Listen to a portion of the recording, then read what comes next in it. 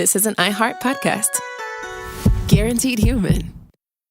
Support for the show comes from Public, the investing platform for those who take it seriously. On Public, you can build a multi-asset portfolio of stocks, bonds, options, crypto, and now generated assets, which allow you to turn any idea into an investable index with AI. It all starts with your prompt. From renewable energy companies with high free cash flow to semiconductor suppliers growing revenue over 20% year over year, you can literally type any prompt and put the AI to work. It screens thousands of stocks, builds a one-of-a-kind index, and lets you backtest it against the S&P 500.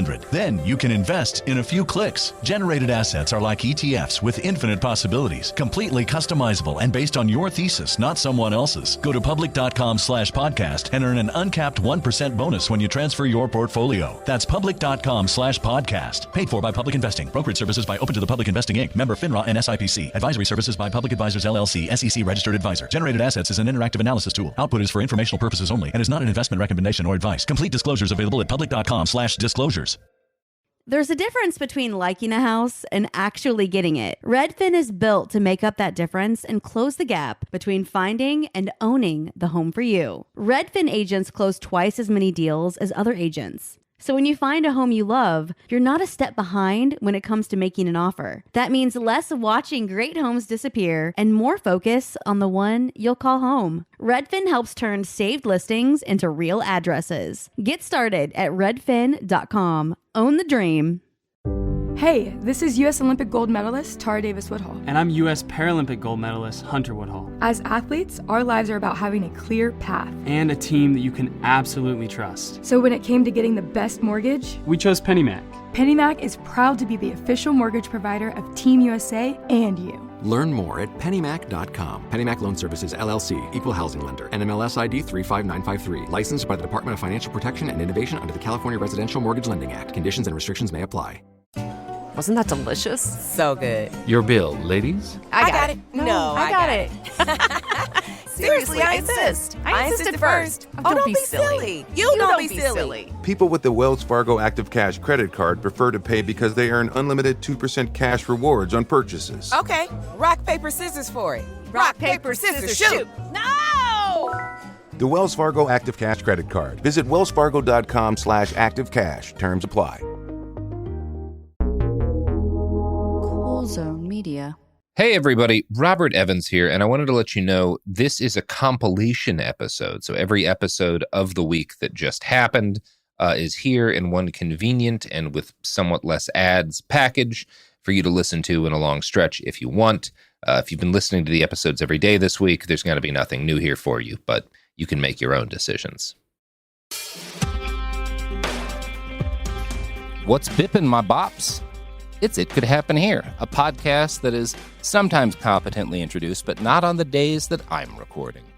We're at CES, the Consumer Electronics Show, seeing what the tech industry has in mind for all of us, right? This is a show where the industry talks to itself and its investors and clients about what the future is going to be.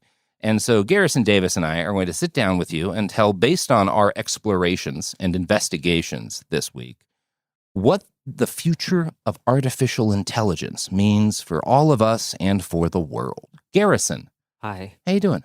I'm tired. Yeah, you look tired. It's been a long week. It's been a long week. Convention walking. Yeah, we've worked very hard. I've talked to too many robots. Yeah, I've talked to a lot of chatbots. I mean, it's a bit of a stretch to say we've talked with them. I've talked at a lot of chatbots. Yes, yeah. And sometimes they respond and sometimes they don't. I guess one of the things that's kind of shocked me is because, like, despite being very critical about AI and the industry, I have actually a pretty good idea of what these things are capable of. And I know that ChatGPT and Gemini and the other, they're capable of doing some things that look very impressive. They are capable of conversations, that can be fairly in-depth and that can cover a wide variety of topics. And so one of the things that has surprised me is that as I have gone up and tried to communicate with every various chatbot-enabled, AI-enabled product, about 70% of the time, it's not actually capable of responding to me in a way that makes any sense. Like, the majority of those products just don't function. Sorry. Was that literally your AI and your phone Yes. yelling at us? Yes. Case in point. I was trying to pull up one of the AI robots that we saw today. And I guess this is something that we talked about on Better Offline a bit. And the main thing this year is the complete like victory of like ChatGPT. Yeah. Across not just like it's like a cultural victory within the tech industry. yes, right. and it's moved into like the physical world through like their API licensing. Yeah. So many of the quote unquote products this year is building a physical thing around ChatGPT. We have a necklace that has ChatGPT and you can talk to it. We have a pen that ChatGPT is in and you can talk to it and have it do things like transcribe an interview. Earbuds, there's earbuds, there's glasses, tons of glasses. There's little tiny robot dogs. Of the glasses. Just everything has ChatGPT inside it, and that's the main thing that makes it like unique or special compared to the types of products we've seen before. And I would say again, when I say that like 70% of the chatbot enabled products that I tried to interact with could not converse with me or could not do so in a functional way, it's not because the chatbots aren't able to talk to you, because they are. Anyone who's you can. It's that all of the chatbots require an active internet connection because the vast majority of these products do not have anything on device. Yep. And when you're in a crowded convention floor, the internet is bad. And so they just don't work. And it's one of those, I'm sure most of these products would work better in the real world, but also the fact that they're all completely hobbled by their access to data is kind of one of the things, it's one of the seams that you can see here. Yeah, the LLM wrappers. So LLM wrappers and robotics are the big things this year. Often these things were combined. What do you mean by an LLM wrapper, Garrison? Well, this is the thing that we're talking about. It's this physical product that's built around something like ChatGPT or Gemini or Claude or a number of like the Chinese-made ones, right? So a lot of Chinese companies here. So these physical products, whether those are headphones, earbuds, or in many cases little tiny robots whose main feature is that you can talk to it. And what you're actually talking to is like a filtered version of ChatGPT. Right. And there's a lot of these products for kids that we've seen, like robots for kids, because there's a lot of robotics this year as well. These are the two things that, after years and years of them trying to find a new thing for each CES, they've like settled on not actually having anything. It's the year of robotics. Not having anything new, because like we've seen robotics before. Yeah. At other years. And this is the year that they're combining their physical robotics, which aren't new, but combining them with ChatGPT and presenting it as a new product. Look at all now these you can intelligent talk to robots. The robot.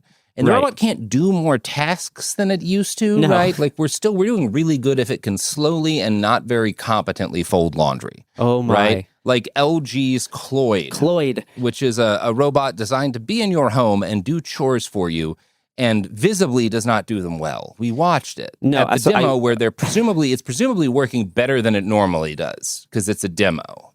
No, I went to the first Cloyd demo, and they had like three different setups for like different stories for like different use cases for Cloyd. One's like one's with a family, one's with like a single guy, and one's with like a middle-aged woman. And with the family, the robot's able to find keys that are lost.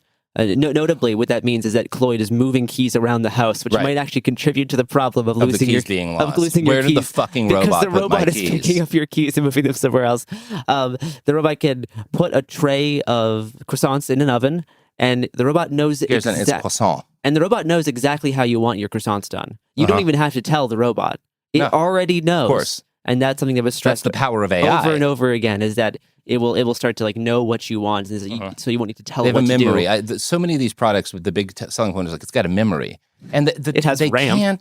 They can't stop themselves. And I think some of this was like the actual companies and the way that they're structuring their ad campaigns, but a lot of this was just most of the companies here hire PR people who don't regularly work for the company and don't know much about the products, and they're just there to demo stuff. And some of it is those people just defaulting to, well, they're talking about how this thing like remembers and knows you. So I'll talk about how it has a personality, it has memories, it has experience, it has core memories. It has preferences and like a personality. It wants things. I talked to a couple of different people at booths who that was the thing they were emphasizing, is that this is an AI that feels and gets to know you and has a relationship with you. And it's very, number one, not what they would want publicly, because that's crazy. And none of the products actually work that way. But the attempt to convince people that what we have done is create a robot that lives in your home and does chores, and it can think and feel. And anytime you say well, are you just saying you built a slave? Are you saying there's thinking sentient robots that you have live in your house and do your laundry, isn't that a slave? Like, and it's not actually, because the robot doesn't think and feel. But if what they were saying was true, it would be a problem, right? Really... Oh, if you could introduce yourself, however you want introduced. Oh, I'm Ben Rose Porter. I am an academic. I'm a sociologist at CUNY. And you have accompanied us through the wonderful world of Las Vegas and CES this year. I always like bringing people to witness the beautiful world. Yeah, I've been brought to this place very far from God, Las Vegas, and the Tech Convention Center. There is this moment where we were walking through, and it was the Amy bot for kids, which me and Robert saw last year. That little like oval owl-looking robot. Yeah, and they had this. She's got to be an actress, and she was doing like a little skit with the Amy bot where. It was like the Amy Bot's birthday or something, and she was like very clearly having this very produced. It reminded me exactly of how like cheap telenovelas like actors talk, where she was just like, "Wow, Amy, you've really gotten to know me over the years," and it was bizarre in that one, the selling point of the robot was, I think they said, turning data into empathy. Yes, it's able to turn data into empathy, which God knows what that means, but also that like. So clearly, the robot turns data into empathy, but also we cannot show you the robot doing anything concretely. So we will have a person, like it was just this very one-sided like skit where this person was doing this really overly emotional like back and forth with the robot, where the robot would just respond with like the bare minimum like phrases. And so what they're selling is questionable if anyone wants it, and all speculative. It's all, none of it can actually be presented. It's all like the potential to do this, and then even the way that they're actually showing that is mostly just cheap tricks. There's another booth where they had the sex robots, and it was shocking because the stand, like you're at this convention, you've presumably gone through a lot to get here, and the image you're putting forward of your robot that you're selling as the sex robot, it's like this cheap AI image, not even one of the good ones. Like that, there are like clear artifacts and blurry, weird lines and things, and that you could Google an anime JPEG and get a better image for this. So just even the smoke and mirrors of it was cheap. Yeah, that was at Lovance, is the sex robot booth, and they had two products. One was like this silicon like realistic human skin sex robot, which is similar to like those horrifying sex dolls, except now.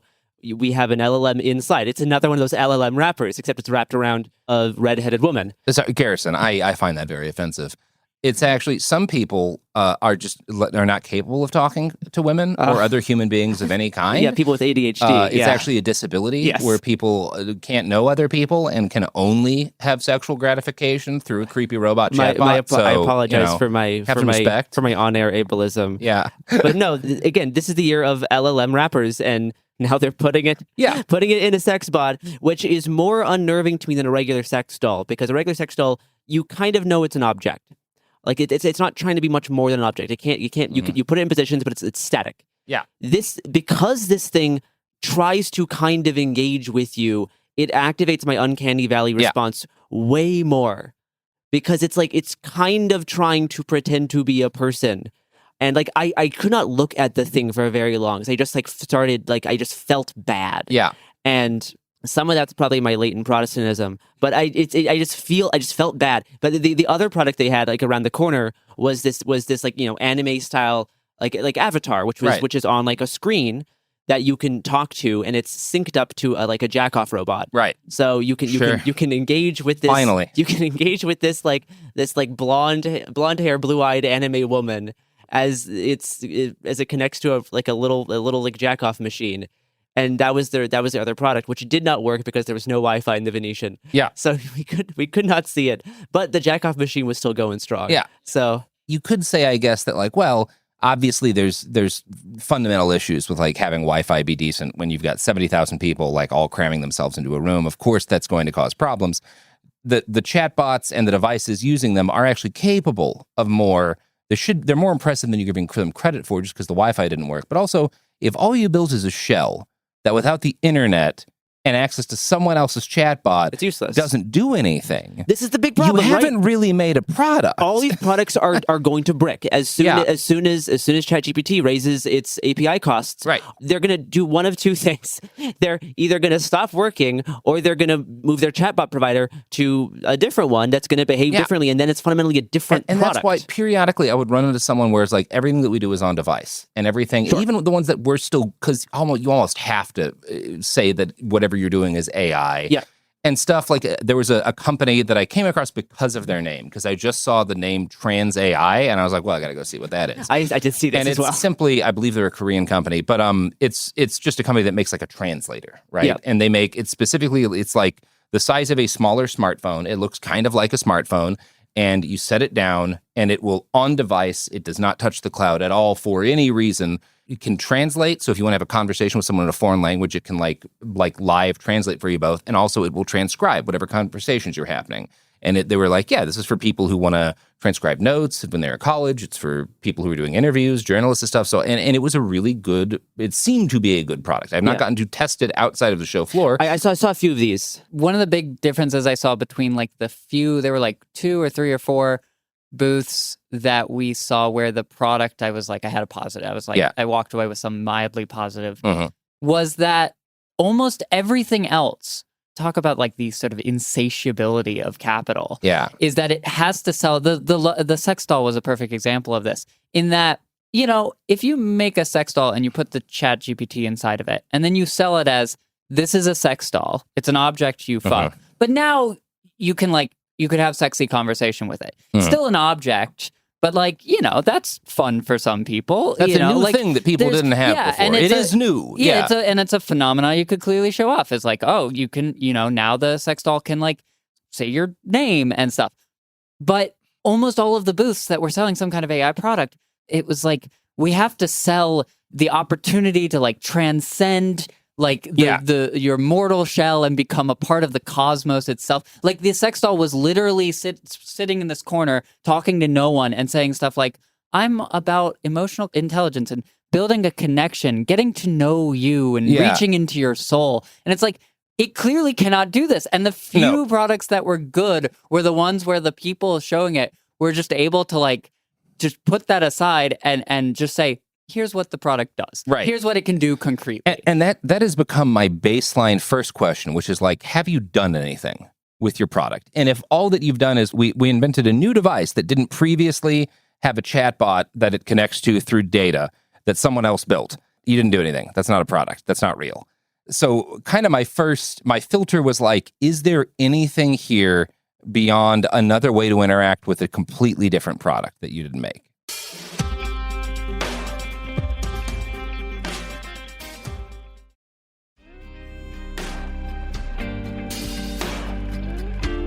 To go back to like the AI note-taking devices, which I saw a few where it there's like a bunch listens of them. and it will take notes for you. I saw like a lot of these like marketed to like college students. And it's the thing that it is a thing that machine learning, because I hate that it gets lumped in with AI, but machine learning's gotten a lot better. It's really good at it. It's good at note-taking, and here's the thing, and that's valuable. And there's different devices that you can get it on. Like I saw like a note-taking pen. That's like a pen that just automatically takes notes for you, and that was kind of fun. But the thing is, you can do this exact same thing on your phone with the ChatGPT app. It's the exact same thing. Yes. You don't need it in a pen. Just turn your phone on and it'll auto do the notes for you. The actual product part is useless. Yes. The whole idea of the smartphone is that you have everything you need already on it. And that's why I did respect, again, companies like Trans AI, where it's like, no, this is actually on device. And this is a thing, that's better. That's utility that my phone doesn't have, which is that no matter where I am, even if I'm not connected to the internet, I can translate and I can transcribe using this device. That's real utility. And Trans AI is not the only company. A couple of companies had products like that. Yeah, we saw this like a motion tracking pendant, which is oh my god, on device, which listens to everything. Oh, so you said motion, not emotion. No, emotion. Oh, no. Oh god. But it listens. It listens to everything you're saying. Yeah. It doesn't upload anything to cloud. Mm-hmm. But it in the AI is on device, so it listens to everything. And it does like emotional sentiment analysis. It also monitors your breath and your heartbeat, because the necklace like rests like on your chest, and then it like and then it can like analyze like around like 6 or 7. That's a mistake. 7 different emotions And like it was like fine. Like I would never need this thing to tell me how I'm feeling. I know how to feel, but like it might be fun for some people to like track how they're feeling or be like, oh, I was more stressed. Sure. I was more stressed this week than like last week, and like still. And there's at least a degree of baseline optimism that you have for the product when it's like, okay, this is a device where you're trying to track people's emotions, and your immediate first thing you decided as a company was this can't go on the cloud. That would be irresponsible. Yeah, I mean, this is why that was the first thing I asked. Right. And that is, I guess, the most important fundamental difference between companies and people here, and between the companies that are embracing to some extent AI, is the ones whose default was like, well, but we're doing something that involves emotions, or that involves like interviews or conversations that people might not want to, like, we shouldn't have that on the cloud, versus the people who are like, why wouldn't you put literally everything on the cloud? Why don't you want your health and medical data on the cloud? Why don't you want your financial data on the cloud, right? Like, that is kind of like the most fundamental difference that you see between people here. Part and parcel of the insatiable, like, just drive for endless value, and probably the comparisons between this convention and its location, Las Vegas, are really overladen at this point. But I mean, there is something about, like, you know, the appeal of gambling is the speculative promise of endless value, and how all of these technologies are selling themselves off of endless value. And for the producer side, that means like this device has endless potentially, you know, we say endless functions, especially with these like AI devices. Yeah. But from the consumer side, it's from if you just give yourself over to, you know, to the god of capital, if you just bleed into the machine and connect yourself to the cloud and give over like everything, and it really is everything. I mean, there's like AI towels that are like analyzing your sweat. If you give over everything, there is this vague promise of transcendence, and that like you will escape the misery of the world that this place is just both completely blind to, and then also, without ever saying it, like also responding to it entirely. First off, obviously, you're coming at this from more of a left-wing perspective, so you probably don't understand that gambling always works, and you're definitely going to win. So first off, you know. No, I mean, Vegas really is the anarcho-capitalist paradise. It sure is.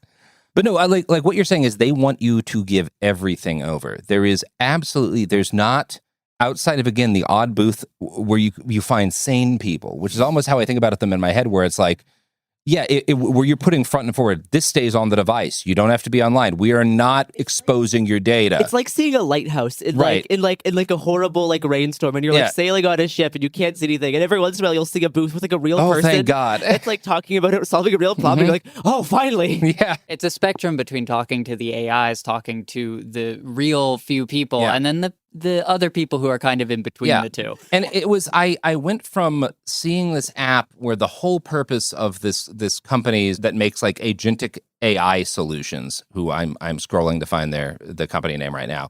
All of it is they're making agents that you can put in like point of sale things, or you can put in like cars as a chatbot. Like one thing they said is, yeah, we can put this in a car and we can have you can navigate using voice the way you would normally, like with a bunch of other apps. But if you navigate with voice using our app, it will only send you to restaurants or businesses that we have a deal with that are giving us a cut. And you too, the car company gets a cut too. And that was the innovation, is that we can not give people, like, tell people where things are. We can tell people where things are that pay us, and you get a cut of it. So the company can like make a partnership with like Coca-Cola. Right. So then when you ask... They were literally talking to Coca-Cola reps when I was there and showing them that, like, yeah, we have look, we've replaced the human beings that take your orders at Burger King, and the chatbot can alter on the fly the menu if you have to move a lot of vanilla Coke and you want to sell as many larges as possible. It can tell people that's the only option. Whoa. And like the fact that they were just like bald-faced about it, because like, when I showed up, they were demoing how this like Burger King menu with AI worked, and they were like, there was a full menu that you could see that was like an updated screen menu, but there was a secondary menu where they're like pretending to be a guy who drove up to Burger King, and the way that they started was like, yeah, what burgers are good? What do you think I'd like? And I was like, who drives up to a drive-through window and asks what's good? Yeah, no, that's not how and again, there's a menu in front of you. You look at the menu and decide, like, that's how everyone buys food. So at first I was like, is this just a company that doesn't know how life works, who are like trying to pretend this is like what people want, where we go to the burger. Well, what's good today in McDonald's? Do you have any specials? Which was crazy. But then I realized, because they were talking to this small group of people, and I realized after a second, because I looked at their badges. Everyone has badges that say all of the people worked for Coca-Cola. And so they were talking about how, yes, if Burger King wants to move, a specific kind of Whopper, then we can put that front and center when people ask what's good, and we can push it. And said, for Coke, if you guys want to move vanilla Coke, we can have, whenever people order anything, we can have it say, do you want to add a vanilla Coke? A large vanilla Coke's just like, yeah. And so what I realized is that this company, whose name is SoundHound AI. SoundHound AI. Yeah. Great. Pretty good name. Their motto was faster and more accurate, higher revenue.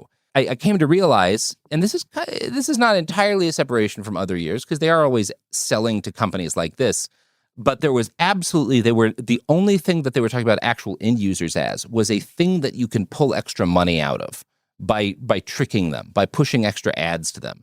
And that's who they were actually selling to, is these companies that they were like, the other thing they demoed was you can make an agent on the fly and you can include the capabilities, and they showed us how to select it, and then built an AI, an agent to live in your car. And the demo they did was like, hey, my car is making this sound. What do you think it is? Didn't play the sound for the AI, by the way. They described it. And the AI said, that sounds like it could be da-da-da-da-da. It'll cost about $700 to fix. Great. Book me an appointment with the dealership. So first off, that's not how people work. Everyone has car issues. A regular person, if there's a problem with your car, you either have a mechanic that's not the dealership that you go to because they didn't rip you off in the past, and you're like, well, I trust them not to fuck me too bad.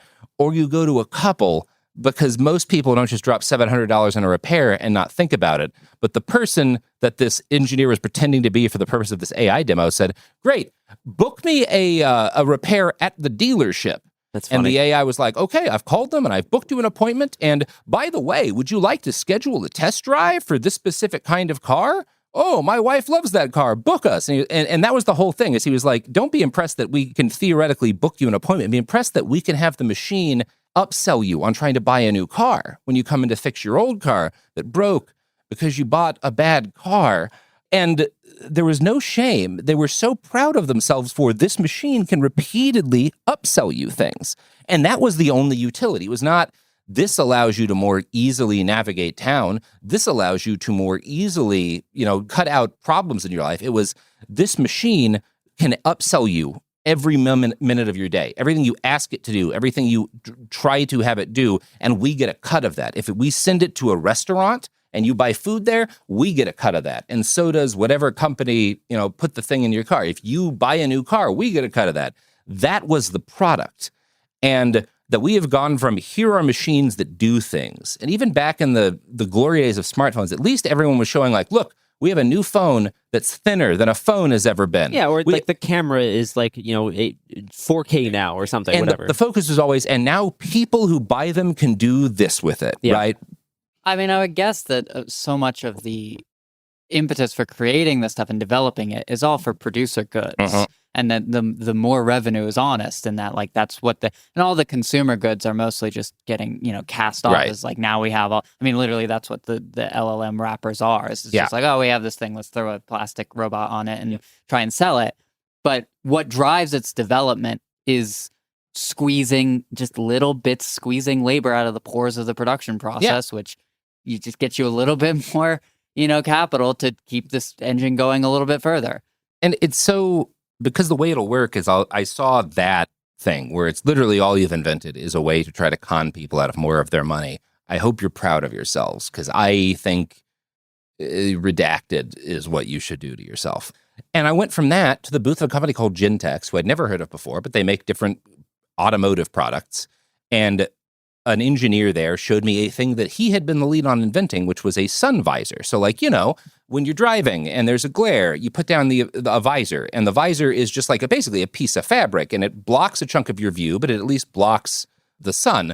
And this was an intelligent visor that was clear, and so you could see through it, but it also blocked UV rays, and you could adjust the level of opacity if you needed it to be more or less, but you could still see through the mirror, and it still blocked the glare.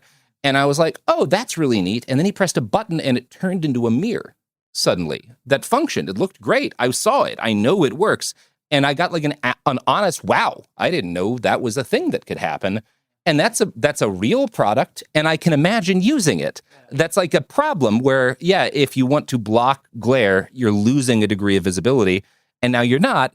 You've actually done something, right? Yeah, but you could just put Gemini into a toaster right, and call it a day. What if your toaster could talk to you about Proust? I guess, yeah, I mean, this is actually, now that's an idea.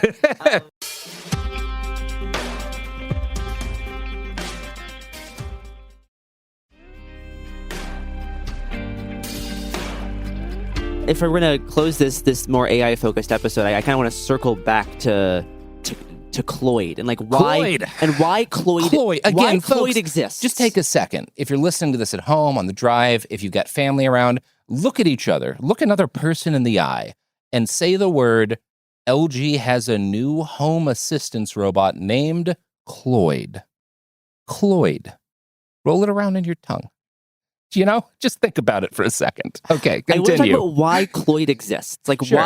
Why is LG, who's previously had some really impressive booths over the years, and they had cool TV. They had TVs where the wallpaper TV was impressive. Every time I go to an LG's booth every year, I'm like, yeah, that's a better looking TV than I've seen before. We've really figured out TV. Yeah, it looks great. But why? And the wallpaper TV is okay. There was wallpaper TV last year. It was slightly worse. This one's a little bit better. But why is Cloyd the big thing at the LG booth this year? Cloyd. Right? Because none of the technology that Cloyd is doing is new. Remember last year at Showstoppers, me and you, we saw that really janky robot. You're going to have to be more specific, buddy. We saw the really janky robot that like moves up and down. Oh, yeah. The pusher and shover robot. Yes, sure. right? Yeah. And the Cloyd is like kind of that. It's like the actual physical robotic parts of Cloyd aren't new. Yeah. And the sort of AI that's running Cloyd. And Cloyd, to help you picture it, if someone needed to make Wall-E that was legally distinct enough to stop Disney from suing them. And taller. That's how Cloyd looks. So why is Cloyd there?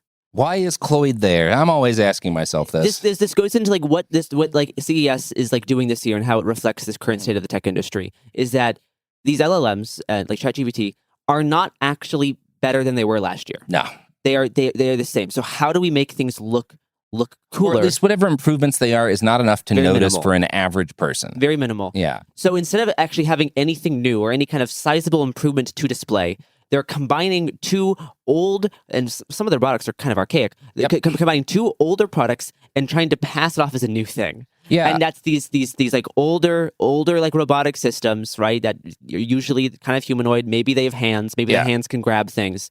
Can the hands unscrew a milk carton? No. Can the robot grab milk out of the fridge? Yes. So long as you want milk from a very specific carton and croissants and only croissants, you're good. As long as the milk has a QR code that the robot can recognize to know that it's milk.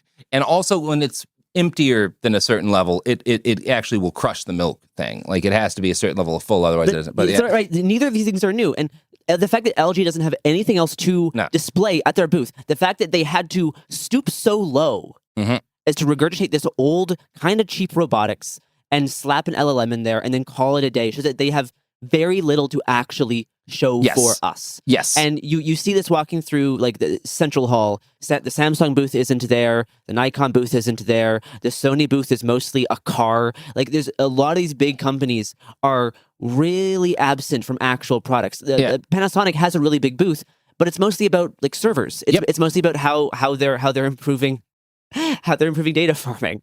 There's no stuff. And a lot of the stuff that does exist, you even have to separate further from stuff that exists and actually might be useful to stuff that exists and might be useful because it solves a problem that the thing that it is already created. Like, for example, I came to several different companies that had a car AI assistants whose job was to yell at you if you fell asleep or got distracted. And they were all built into these giant dashboard things that where the whole dashboard is a computer screen. Yes, and it's like, yeah, I can see why you need a robot to yell at people who get distracted because we have data. Because you're putting Subway Surfers on your fucking car dash. We have ample data that shows that when you have a giant screen in a car and people use that screen, they are actually worse drivers than when they're just drunk in a normal car. Yeah. And so, yes, you have made the car. You can show me how this whole dashboard, you can change it in a second. Look at all these different modes you have. You can smartly change your dashboard, be whatever you want. And it'll yell at you if you get distracted. And it's like, well, but the only reason you're getting distracted is because your entire car is a computer screen, which it shouldn't be. And we know it shouldn't be. They're either trying to solve problems that they created or inventing solutions to things that aren't really problems. And like and this is specifically with Cloyd, and they kept the guy who was like doing the demo kept reiterating that Cloyd already knows what you want before you have to say anything. Right. Whether that's a croissant that's slightly underbaked, or he knows how to fold laundry just the way you want. Just the way you like it, badly. Which he said in a kind of self-aware, ironic tone, because this robot spent 2 minutes trying to fold a single towel, and it couldn't do it. These things don't work, and they're not meant to. It's meant to drive traffic and attention towards the LG brand, because there's gonna be tons of articles being like, "Look at LG's new butler robot," right? And that's all that they're doing at this demo. Because this is not a real product for sale. Yeah. It is meant to drive attention to the brand and get articles, and then those articles are going to get cited by other LLMs, and it's this cycle that just keeps building. There's some really impressive stuff there too. Like I went to Persona AI's booth, which had a bunch of computers that had that were not connected to the internet. All the signs told you that, and it has on PC AI image generators where it's all on the machine itself. And, one of the representatives said, come on, give it a prompt. It'll generate an image. And I've never used an AI image generator. And so I kind of panicked, I'll be honest. Like, I got freaked out. This is going to be some bullshit. You're going to pull some bullshit I just here. typed in Tom Sizemore with dead kid. Yeah, and this is what, now, that's not Tom Sizemore, but that is a man cuddling a dead child. The kid the face is gone, and that's not Tom Sizemore. But, The future. The future. No, I mean, this I can't. I don't want to harp on Cloyd too much, but it's such a good example. Every additional time you say Cloyd, it sounds less like a word. It's such a good example of what this show is, specifically this year. How there's nothing new, so they're reaching into the CES of yesteryear. Yeah. And trying to push two things together and pretend that it's a new thing. And when it doesn't work, they're like, "Oh, this is actually a good thing. He's folding the towel just the way I like," and that's badly. Kind of poorly. Look, he spends 90 seconds putting a single shirt into the washing machine, and this is him being very thorough. That was the word. He's being very thorough. He really puts in the time. And you're like, this thing doesn't work. It's bad. It's a bad product. Part of the mistake they made, I think, is that because this is the year of robots, there are robots there that are like industrial application robots that are showcasing we have made a robot with humanoid hands that is capable of more intricate movements than any other human hand robot before. And they showed it like intricately folding like a pinwheel. And I was like, yeah, that I have not seen a robot with humanoid hands that has had that much dexterity before. I'm sure that has some useful industrial applications. And then you go from that, and there's a bunch of other robots that are industrial where it's like we have built a new tip for this robot that allows it to do this kind of automotive work or allows it to do this kind of like manufacturing work, right? Where I'm like, I assume, not being an expert on robotics, but you're saying it's the world's first robot that can handle this task, that's at least an innovation. You can talk about the ethics of replacing it, but that's a thing that is a new capability. And you have those robots next to the robots that human beings are actually meant to buy and put in their homes, none of which work well, all of which are exactly as capable as robots 20 years ago, except there's a chatbot on them. And it makes it all look worse, where you're showing me what theoretically the best in robotics can do. And then I'm looking at the thing I'm supposed to have in my house, and it just fell down. And it can't fold laundry. And you want me to spend $6,000 or $12,000? One of the robot, I think it was like Booster X or something like that, the one that was dressed like Michael Jackson, you're supposed to have as a companion for your child. It'll help it with its homework using ChatGPT. That small dancing robot? The small dancing robot. Yeah, I saw it. Yes. The small dancing robot that you can hit in the head with a liquor bottle and it won't break. That was part of the ad video. You know how you always want to hit your kid in the head with a liquor bottle? Now you can get out this anger with this tiny child-sized robot. Yeah. Robot sin eater for your child. And again, if someone was marketing a robot sin eater, like, are you angry at your spouse? You No. can beat the shit out of this Jesus robot and it'll be Christ. fine. At least that's an idea. Yeah, with AI technology, the robot will actually learn your spouse's personality and respond accordingly to the beatings. Look, I've been hitting this robot after I come back from work every day for the last 2 weeks. And look, as soon as I walk in the door, it starts to shake. The previous models, it wasn't satisfying. Yeah. It took a long time for our team to figure out how to give a robot PTSD. All right, By guys. God, we've crossed All the right, Rubicon. guys. As you can see, Vegas is taking its toll on our psyches as we've done a extended intimate partner abuse bit. It's not a partner, it's a robot, Garrison. Oh, you're right. It's not. But also the robot can think and feel and has core memories and can love you. Don't put those two things together. These only exist as separate thoughts. No, this robot basically has a soul. Watch us hit it with a liquor bottle. It would just be so great to like with all of how much they're focused on the AI can develop real human connection, but it's also saccharine. I would love to just do a booth where it's like, we're teaching our robots hate. They know how to hate. Yeah. And I do want to end by noting one thing that we talked about a little briefly, but is kind of low-key the most upsetting thing about this, which is I saw a bunch of different booths that used the term empathy. And what they meant by empathy was the robot can understand and anticipate what you want, right? That it's learning you and your patterns in order to offer you and more effectively assist you.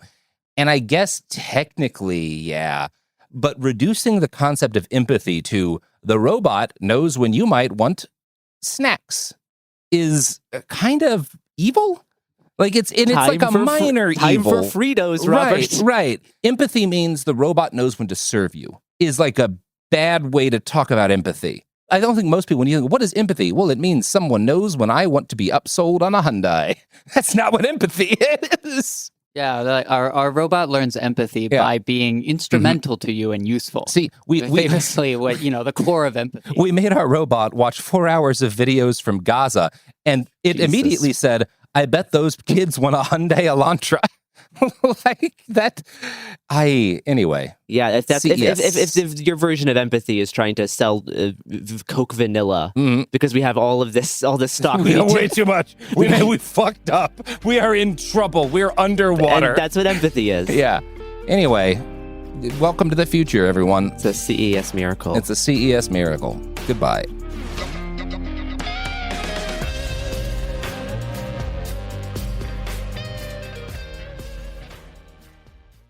Support for the show comes from Public, the investing platform for those who take it seriously. On Public, you can build a multi-asset portfolio of stocks, bonds, options, crypto, and now generated assets, which allow you to turn any idea into an investable index with AI. It all starts with your prompt. From renewable energy companies with high free cash flow to semiconductor suppliers growing revenue over 20% year over year, you can literally type any prompt and put the AI to work. It screens thousands of stocks, builds a one-of-a-kind index, and lets you backtest it against the S&P 500. Then you can invest in a few clicks. Generated assets are like ETFs with infinite possibilities, completely customizable and based on your thesis, not someone else's. Go to public.com/podcast and earn an uncapped 1% bonus when you transfer your portfolio. That's public.com/podcast. Paid for by Public Investing. Brokerage services by Open to the Public Investing Inc. Member FINRA and SIPC. Advisory services by Public Advisors LLC, SEC registered advisor. Generated assets is an interactive analysis tool. Output is for informational purposes only and is not an investment recommendation or advice. Complete disclosures available at public.com/disclosures. Hey, this is U.S. Olympic gold medalist Tara Davis-Woodhull. And I'm U.S. Paralympic gold medalist Hunter Woodhull. As athletes, our lives are about having a clear path. And a team that you can absolutely trust. So when it came to getting the best mortgage, we chose PennyMac. PennyMac is proud to be the official mortgage provider of Team USA and you. Learn more at pennymac.com. PennyMac Loan Services, LLC, Equal Housing Lender, NMLS ID 35953. Licensed by the Department of Financial Protection and Innovation under the California Residential Mortgage Lending Act. Conditions and restrictions may apply. Life gets messy. Spills, stains, pet accidents, and kid chaos. But with Anabay, cleaning up is easy. Our sofas are fully machine washable, inside and out, so you never have to stress about messes again. Made with liquid and stain-resistant fabrics, that means fewer stains and more peace of mind. Designed for real life, our sofas feature changeable fabric covers, allowing you to refresh your style anytime. Need flexibility? Our modular design lets you rearrange your sofa effortlessly. Perfect for cozy apartments or spacious homes. Plus, they're earth-friendly and built to last. That's why over 200,000 happy customers have made the switch. Upgrade your space today. Sofas start at just $699. Visit washablesofas.com now and bring home a sofa made for life. That's washablesofas.com.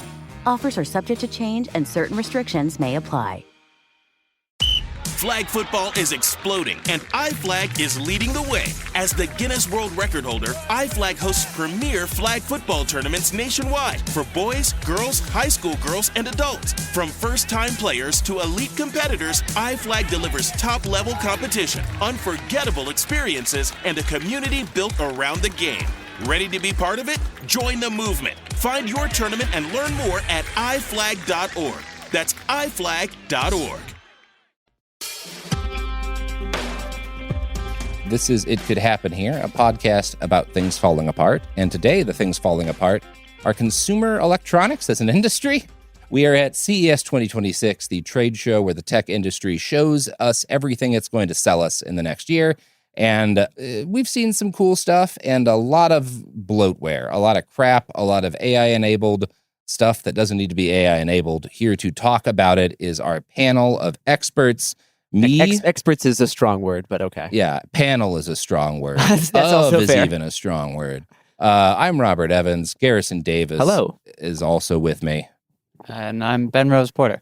And Ben, you're an academic, right? You do college. Yeah, you're college. I teach sociology. That's right. As a sociopath, how have you enjoyed the trade show, folks? Yeah. It's fascinating. I mean, it's a fascinating world sociologically. You can learn a lot of the maladies of society at this place. Yeah, most of them are on display here. We are now going to walk you through a bunch of the largely non-AI products that we were able to find after sorting through the gunk. Yeah, it's kind of like how people pan for gold? Yes. If instead of panning for gold in a beautiful mountain stream, you were panning for gold in a pile of used condoms. I mean, gold is also generous. This is the panning for pennies in a pile of used condoms. Right. Now, what was the best used condom you saw at CES 2026, Garrison? I think you mean what's the best penny. Good products. Did we see any good products? Yeah, there's some good ones. Did I? I don't know if I saw any good products this year. The translation stuff is still around, and some of it's really cool. No, I mean, yeah, in other episodes we've talked about the glasses and the earbuds. Most of the product sheets I have out now are at the very least mixed, if not bad. At Eureka Park there was this product called Noti, which is a smartphone replacement for kids, kids 6 to 12, if you don't want them having a smartphone, and it allows them to send voice messages to a parent and who has this approved contact list. So you can also listen to music, listen to some radio. Radio dramas, probably some books. It connects to Spotify. You can learn languages, allegedly. Or you can learn words, right? You can learn words from other languages, and you can communicate with your parents. And this was fine, right? It's the stuff that we've kind of seen before, but it was this little silicon. Kind of looks like a Elf bar, if you're familiar with an Elf bar. It kind of looks like that, and it's if you don't want to give your 6-year-old an iPhone, but you want them to have a way to contact you, right? And that's fine, right? So there's a lot of basic stuff like that, I guess, that is kind of okay. I don't want to be cynical for the sake of being cynical. That kind of stuff bores me. But there really wasn't that many good products this year because so many of them just were LLM wrappers, as we discussed in our previous episode. And there's another category. There were products that were good, and I could tell were good products on their own, that they had still thrown AI functionality that I don't want, that I know will bloat the price and also makes me less want to buy it. LG was advertising their new OLED television that has the most vibrant colors, the best OLED screen that's ever been on a TV. And it looked fucking great. I have a video of it. The colors, the darks are amazing. LG screens are really good. But it's also with AI, with Evo AI. And to show off its vibrant colors and what it's capable of, they had a loop of videos that were inspired by the Hubble Space Telescope. And you can see it if you ever watched Deep Space Nine. It's about the quality of the Deep Space Nine intro. It does look very Star Trek intro, yeah. Which is frustrating because, again, we have images from the show the actual images. They look cool because you know what they are is real. They're real products of one of the most impressive things human beings ever made. And you're bragging that we have an AI generating images inspired by this thing that look worse. Yeah, there's a lot of those things that are kind of mixed. I wanted the TV. I was like, wow, I might like a TV like that until you displayed that part of it. And now I just kind of feel dirty about even the prospect of wanting one of your products. This is an interesting product I saw at the Innovation Awards showcase. This is the Acoustic Eye, which is kind of just first off, that's an ear. That's an ear, right? That's an ear. We don't need to do that. But this is specifically a security system that tries to detect very small drones. And this is like for, high profile people's houses mostly. You can put that on your roof or your window, and it'll detect very small drones that cameras would not be able to detect. So it's trying to listen for drones. It provides 360-degree omnidirectional aerial surveillance, detecting invisible aerial threats. So I would assume that they're trying to sell these to executives, like CEOs, politicians, people who are at risk of either, drones filming around their house or more like kinetic drone-based attacks. Right. And this is an interesting product that's very current. It's a very current product. This is a reflection of some of the times that we're in. And I found that to be one interesting thing. I guess we should discuss the exoskeleton, which is maybe the best part of the show for me. Yes, there's a lot more exoskeletons this year. The technology is clearly matured, and matured to the point that not only do they have viable versions for industrial use for people working in factories and whatnot, right? Which 2 years ago is what they were always advertising, is that these are things that you buy at an enterprise level. And, I know they're not primarily concerned with the health and well-being of their workers, but actually these do improve health and well-being of workers, right? It reduces the felt load and the felt strain. It reduces the damage to knees and back, right? And that does affect their productivity. Right. And it also affects their profit because you're less likely to have workman's comp claims, right? It's one of those things where it's a really good idea and the products work. There's a number of very good exoskeletons. We received from a company called Hypershell an exoskeleton before the convention this year that you and I both wore on the floor. I have some data on it, which is that I timed my normal walking pace when I'm not particularly trying to get anywhere is about 19 minutes a mile, right? If I'm just kind of walking casually. When I put the Hypershell on and had it at 75% power mode, my walking pace was 15 to 16 minutes a mile, about 15 and a half, I think is what I generally advertised. And my heart rate didn't change meaningfully. I think it was 1 or 2 higher than it normally is, but not really a significant change in heart rate, right? And I felt like at the end of the day, my feet hurt about a normal amount for a day at CES, but my lower back and my knees felt less strain, right? That was my experience with the Hypershell. It's like an external hip almost. Attaches around your waist. Yeah, there's a belt around your hip, and it goes up to right above your knees. Is kind of it's not a huge footprint. No, it's a very small device, and it goes around your hip. Then another strap goes above your knee, and it kind of assists or guides your leg and your hip up and down. Yeah, and for the record, folks, the basic version of this product is about $1,000. The version we had was about $2,100, right? And the battery will last about 30 kilometers. They say I didn't have any trouble getting about an 8-hour day out of it. Ben, you wore it much more than I did. I wore it a little bit. Do you want to talk about your experience with Hypershell? Yeah, I was impressed with it. It was, first of all, Hypershell, very fun name. I like that name. It was pretty comfortable to wear, which is, I always see the exoskeletons and I'm like, it looks kind of awkward. But it was very easy to take on and pull off. And it was comfortable and it was pretty simple.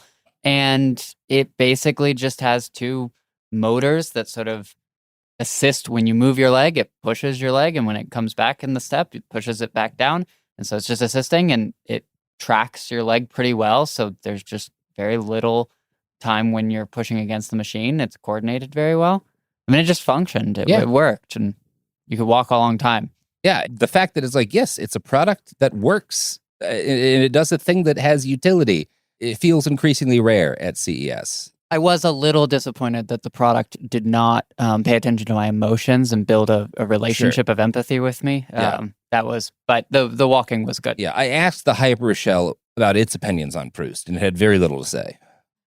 It does have 2 main modes. It has this eco mode, then it's this hyper mode, which can get really aggressive. If you turn up hyper mode, you feel it. It's all you feel the way, it kind of lifting your legs. You could be bounding. Yeah, and you can adjust the torque. You can adjust how much delay it has. You have a lot of different settings.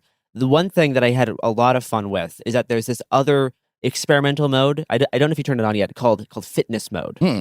Fitness mode is cool. It does the opposite. It adds resistance to the leg movement. Oh, cool. So it's for working out. If you want a harder hike, right, then you can turn on fitness mode, and then it's more work. It's like how Goku trains to walk. Sure. But something I that's a anime thing, by the way. Mm-hmm. Now, one thing that I found out through my own cunning is that if you have hyper mode turned on all the way, which it was when Ben was wearing the exoskeleton, on my phone I can switch from hyper mode to fitness mode immediately, which completely halts any movement. So you can be walking at like you 7. Really fuck up your friend if they don't have the app. At 7, if you're walking with like 7 miles an hour, really fast speed walking, and then I press a button and your legs go to an immediate halt. And it was really fun to do that for about 7 hours. Yeah. I almost crashed into several people just because for Gare to get his kicks. Oh, I'm glad you found the terrorize your friend option on there. It was really fun.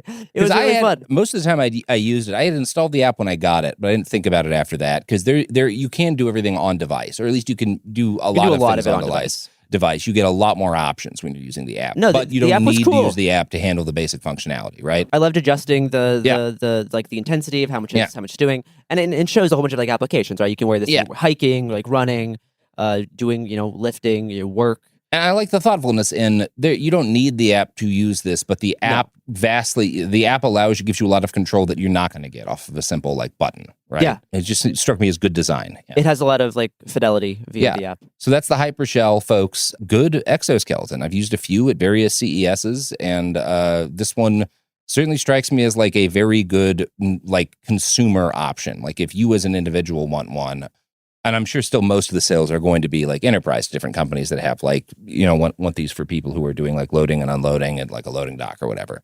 But I think the prices will continue to go down, and they are now hitting the point where this is like a thing that individuals can afford if they want one.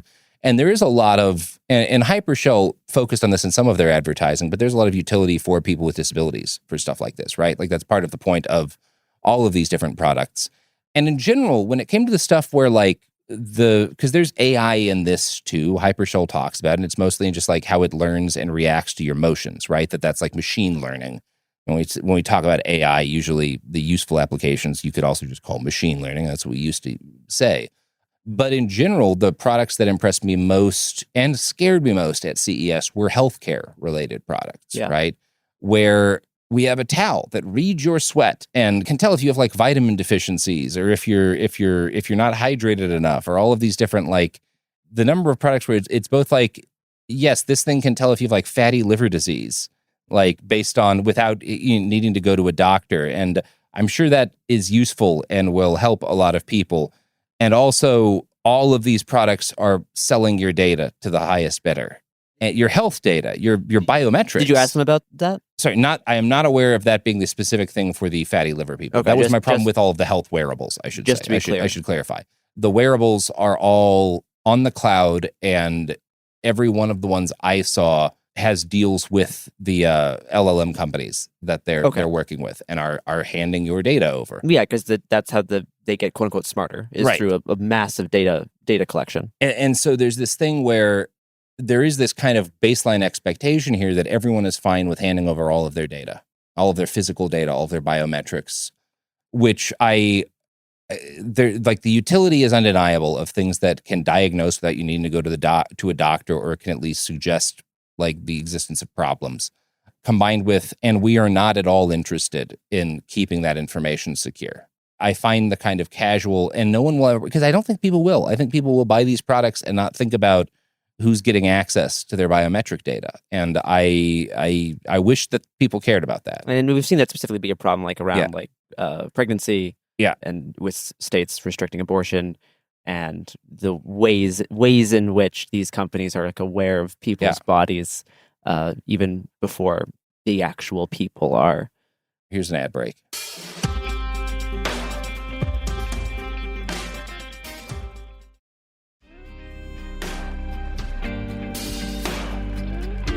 All right, we're back from ads.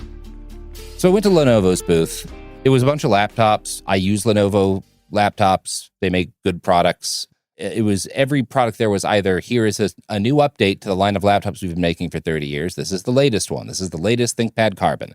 This is the latest, IdeaPad or whatever. And then they had a couple of like, the big thing they were showing was the Lenovo Twist, which is a laptop that has a screen that can twist around. And so it can lay flat like a tablet, but it can also, the thing that we're really showing is that it's motorized and it has AI enabled, so it can follow your face, and you can set it to track an individual's face, and as you move, it will move with you. Now, it has two different modes. One of them is also you can like gesture to it, or you can command it by voice, and you can say, go into laptop mode, go into tablet mode, turn left, turn right. That did not work well. About half the time in the demo that I saw, it did not respond, maybe because the room was loud, maybe because the data was bad. But then he put it into face tracking mode, and when you have multiple faces, you can pick which face it tracks, and it swiveled to meet your face. And it was cool, and it did work very well. I was like, this is impressive. Like, what is the use case? Why would you want it? And he was like, well, say you're doing a presentation, like you're a CEO or something doing a presentation. This way, the screen with your text on it or the PowerPoint on it will follow you as you move around. And I was like, that could be useful. I don't feel like many people are in that situation often. I've never been in that situation in my life, and I speak in public for a living sometimes. So I guess, yeah, there probably is a CEO who would benefit from. There's like 5 of those guys. Like, this is a whole laptop product line. You have multiple versions, and I didn't get a single reason why you would want this other than for presentations. And it's genuinely impressive that it can track your face and move as you move, but why? And another product they had that was in the but why category was the Lenovo Legion, and this is not a product that's ever going to come out, but it was like a proof of concept. So it's their gaming laptop line. And it has a normal screen that can widen to be 3 times as long. And it unfolds. They have screens that unfold. And it's cool that they can do that. And it looked neat. And it's neat that a screen has that capability. I don't want it because it doesn't look, I could see, like, obviously I can see utility in like, you can have a screen that gets bigger without it being a bigger footprint for the laptop. But when the screen is unfolded, there's huge, like, speed bump size looking like wads of screen that are bigger and like bulge out, and it doesn't look good. Like, it's like a bad screen. It's like a little like bubbly. Yeah. When it's fully extended, it's not like a good screen. Okay. You said it's a proof of concept piece. Like there's this thing. I mean, like they're showing that they're working on folding screen technology. The twist was like a previous version of that. Yes. The proof of concept called the swivel was at CES last year. Yes. And they improved it, and now it's a real product called the twist. Right. And maybe this could be the case for this like unrolling, unfolding. Eventually it will screen. be in products, right? Yeah. But I also don't see how you cannot have the bulge. It's kind of like integral to how the screen works. The folding screens have come a long way the past 5 years. I use one. Yeah. They also do have some pixel dying in the fold area. I mean, yeah, if you're trying to buy products for longevity, probably not the thing for you.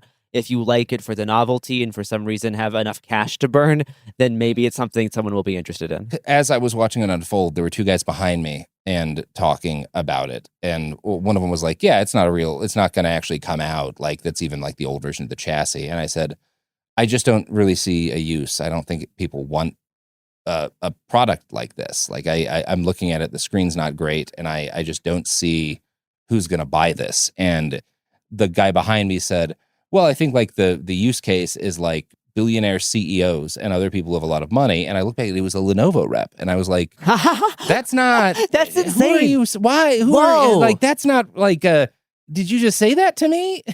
A Lenovo rep said that. Yeah. He was one of the guys doing the demos. He That's had a wild. Lenovo badge on.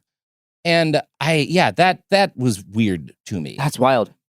But again, at least it was a thing. No, it was a physical product. Because the other thing they had the workstation, which the thing they were showing was there's an app on it that looks at your face and shows you how fatigued you are by percent and how fatigued your eyes are and like other data. And I was like, oh, that's creepy and kind of impressive. But then I walked away and I came back and it gave me a totally different set of numbers for my fatigue. Were you differently fatigued? No, I was a second later. Okay. And I did it 4 times. And every time the set of numbers was like different enough that the only assumption I can make is that those aren't real numbers. It's just generating a number and telling you that, and it's full of shit because it wouldn't have been so different if it was actually measuring anything. It's just random numbers that it's putting on to make you think it's measuring something. It's probably trying to. There might be just subtle things that dramatically change the number that's being displayed. I specifically, once I noticed that, tried to keep my face flat. And I did notice when you move closer and further, it changes.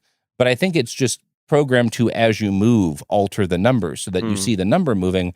But every time I came on new, it was a different number. It went from like, when I started, it was like 0.02. And the second time I came back, it was 0.50.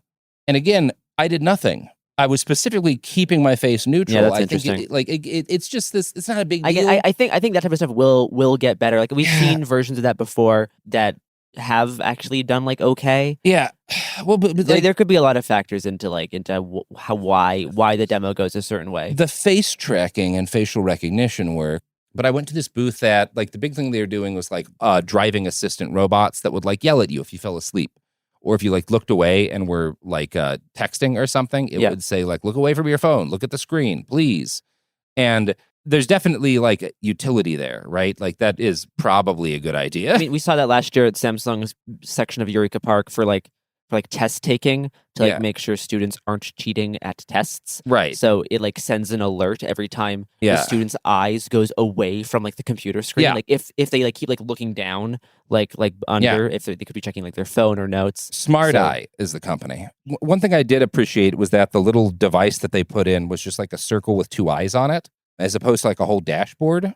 So that seemed nice. But the thing that they had, the first thing I used was this optical recognition system where it learned my eyes, and then when I came on, it would give my name every time I walked up to it. And so, like, yeah, it definitely like recognizes at least your eyes. That's interesting. It could switch between different people, but it was also, it can tell when you're drunk, they claim, and I couldn't tell that. I couldn't. I was high on kratom, and I had been smoking Delta 8.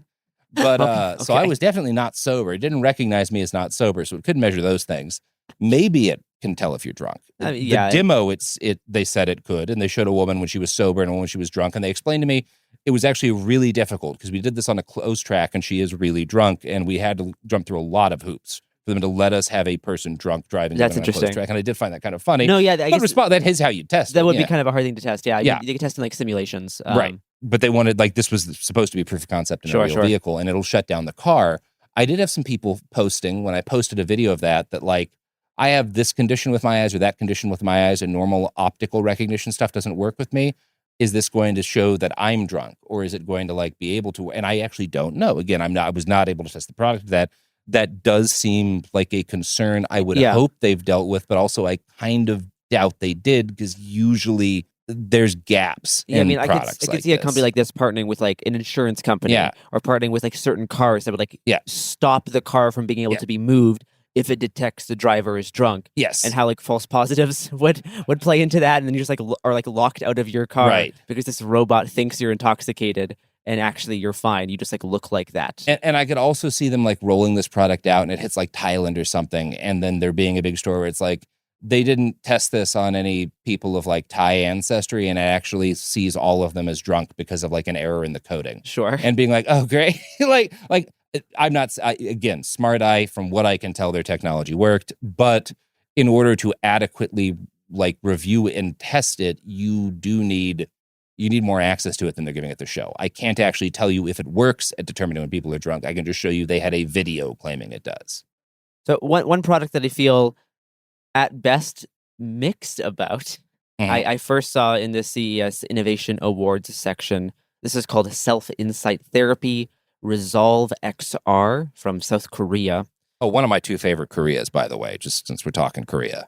This is a VR therapy program that is supposed to give you a final goodbye with a deceased loved one in VR. So yes, this was my initial reaction as well. And like I've seen versions of this before where it's like an LLM or like an AI pretending to be your like dead wife that you like hug in VR. Sure. And that type of stuff I've generally felt bad about. No. Some of the people who've used it like in like the promotional videos are, crying, and I feel and like the product in a way. As a friend, I will promise you, if that moment ever comes for you, I'll pretend to be your dead wife. I don't even know what to say to that. But what I found interesting about Resolve XR is that the avatar of your deceased loved one is not... God, that's a bleak term. Is not actually an AI. nor is it a fully pre-recorded, like pre-scripted, like simulation. It is being puppeted by a therapist that you are working with as a part of the Gestalt empty chair therapy technique. And this is what the product does. So you're working with a therapist who is using text to speech that is talking as your deceased loved one as a part of this therapy exercise. If you have recordings of their voice, the AI will try to replicate their voice. That's something I feel a little bit odd about. But like that is like the one like aspect of like quote unquote AI that's being used here is for the voice cloning.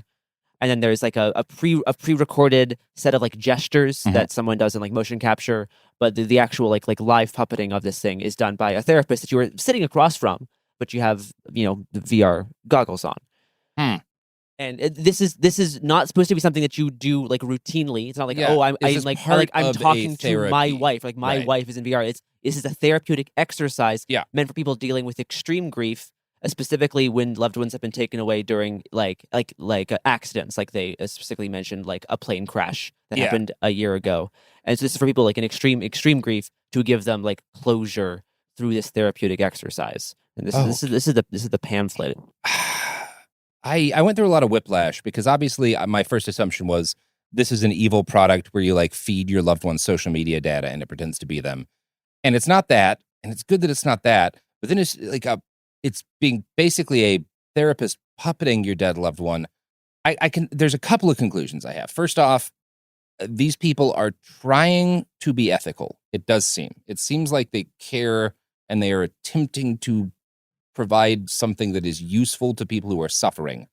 I also think this idea might be fundamentally unethical and impossible to do well. So I think this might be a case of someone trying to do the most ethical version of something that cannot be done ethically, which is a category of AI device that I've seen this year. It's tricky because on one hand, as I was talking to the woman at the booth and reading through the materials they had, it seemed like they were selling this as this is just sort of augmentation to a therapeutic practice that is already done. Yeah.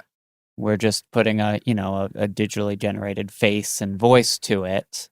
But it's so easy to imagine just this company seems somewhat ethically focused, but what all kinds of directions you could go in this. It's a Pandora's box a little bit of like where we're starting to venture into creating replicas of the dead. Yeah, and that is. And I went to a panel kind of in the same tone on mental health and AI that I thought was going to be an opportunity for me to harass an executive during a Q&A.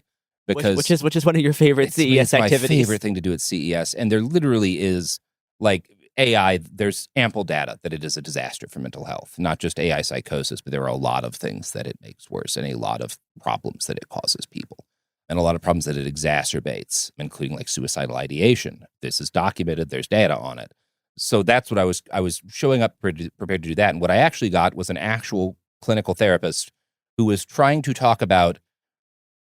Who first started by very much admitting the dangers with AI and the things that it harms in terms of mental health, and then was trying to say, what would a responsible and ethical, like therapeutic AI do? And her argument was, we know how many people need therapy and don't have access to it, both in the United States and worldwide, and some sort of automated bot system that handles aspects of therapy might be the only way to provide affordable therapy to the number of people who need it who can't currently afford it. And I disagree, or at least I don't disagree. It's accurate that there's way more people who need mental health than can afford it, right? That's undeniable, undebatable. I disagree that AI can help this problem in any meaningful way, and in fact think it will only make it worse. But I understand that she was coming at this from I am attempting to define what a responsible therapeutic AI might do. And through the course of that, I believe she is partially, because I talked to her about this afterwards too, she thinks it might be possible, but is not convinced that it is in fact possible for there to be an AI therapy system that is actually useful. And one of the things she brought up was that traditional AI chatbots, the big ones, are all programmed to gas you up in order to keep you using them, right? They're programmed to make you want to continue to interact with them. And so it does things that are really bad for your mental health and that can exacerbate and cause new problems, right? Because of the way these are programmed. So any responsible AI therapy chatbot would have to not do that, which I'm like, that is true, that you can't be a useful therapeutic tool that only praises people, right? That's just not a thing. But when I came to afterwards, I was like, my issue is I think you're right about that. But I also think if you're saying the AI therapy bot is going to be a separate product that does not do these things, number one, it's a high bar to get people to pay money for a tool when they already have the chatbot. And number two, if the chatbot that is good for them doesn't do the thing that makes it addictive, people will continue to use the addictive one for therapy. And she said, yeah, that's my worry too. And so I came away from it being like, she's trying to explore if this can be done. And my conclusion based on her exploration is it can't. But it's so interesting that she said that because and this is, I mean, me hearing you talk about her, she sounds like the only person who was thinking about this at all at this convention. And she was the only person on the panel. Yeah. Of just it was a speech, not a panel, really. Yeah. Of thinking about that, what are the social relations behind these technologies? Because, of course, that's the main question here is a technology that can generate, that can have a conversation with you is one thing. It's not that really doesn't seem like the core of the problem so much as, well, all the machines that are having conversations are driven by very specific incentives, to interact with their users in a particular way that has everything to do with the social relationships of their production and use. And the notion that technology would have any connection to social relations at all is completely absent from any discussion of any product I've seen here. Speaking of social relations between products and human beings, here's some ads.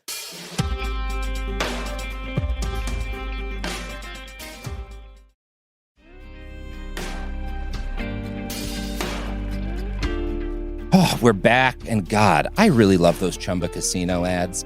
They remind me that whenever I'm out in the world, sitting down with my loved ones, watching the big game, I could be gambling. And kind of every other moment of my life that I'm not gambling is wasted. Robert, have you heard of Kalshi? No. So you know about politics, right? I love politics. And you know about insider trading, right? I love insider trading. What if you could do insider trading about all of politics on the exclusive information that you will learn as a journalist? Wow, that sounds legal. It shockingly is. There's actually zero federal or state regulation affecting this whatsoever. That's the Kalshi guarantee. There is no regulatory mechanism that exists on a state level to regulate this behavior. Now, Garrison, you say that, but that's literally just what's printed above their booth. Let's talk about maybe the worst product that I saw at CES, Child-Free Trust. Boy. So what? I don't know. Is it like a software that lets you make a trust?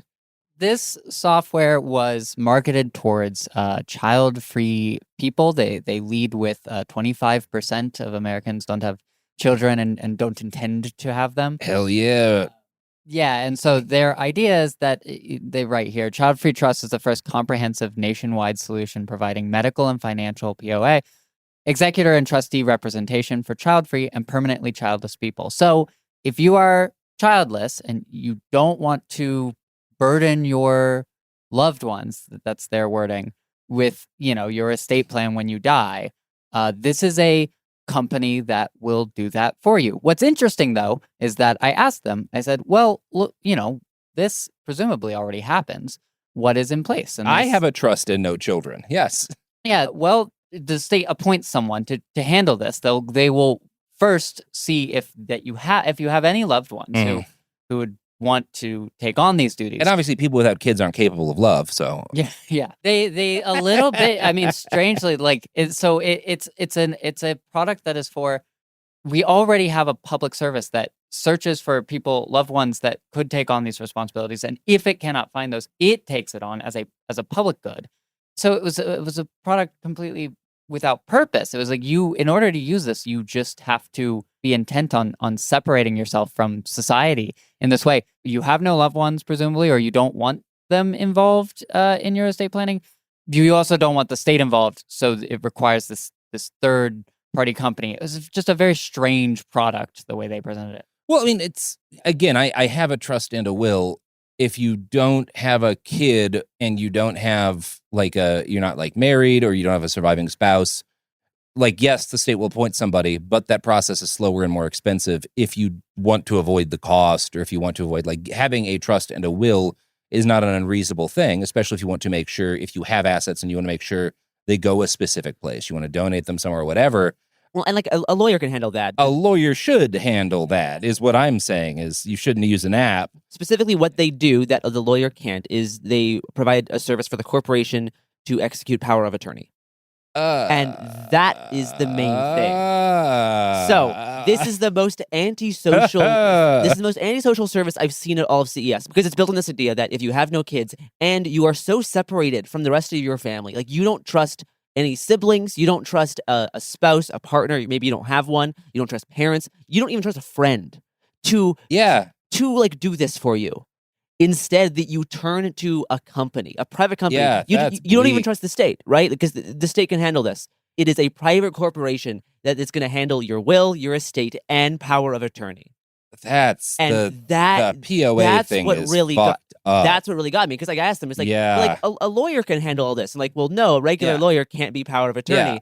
And I was like, oh, this is the core of your product, actually, is that it's for people who are so antisocial, who have so separated themselves that they don't trust. They don't There's trust no one anyone with do this. That. They don't have any loved ones, really. It's not just about being child free. No, it's like it's about you do not exist in a social network whatsoever. Because I can see the kind of people who might need this are people, or might want this, are not the kind of people who use apps. Because the group of people who definitely don't have kids and also may not have any living friends are people who are incredibly elderly. It's not even a factor of like their life is bleak. It's just that you lived way too long. You literally don't have anyone left that you knew. But they're not going to use an app. Like, that's just not how they think about if they don't have a lawyer, they'll have the state handle it. But like, they're not going to download the child-free app, this 104-year-old Okinawan woman, to like handle this for them. There's like a graph on the bottom that shows like features and like what different versions have which features. And the three features are child-free trust and will, and then free will as one word, but the W's capitalized. I just like seeing free will and then checks and X's at the bottom. You don't get free will on all of the options, sorry. What is free will as a service, Garrison? Are they saying the machine has it? Or is it literally a free will making service? I think it's creating a will for and they're free. just calling it free will. I think that's what they're doing. Okay. I mean, but yeah, great, no, great. and this was in Eureka Park. Yeah. Which is where the cool little products are. That's bad. Yeah, it was really bizarre.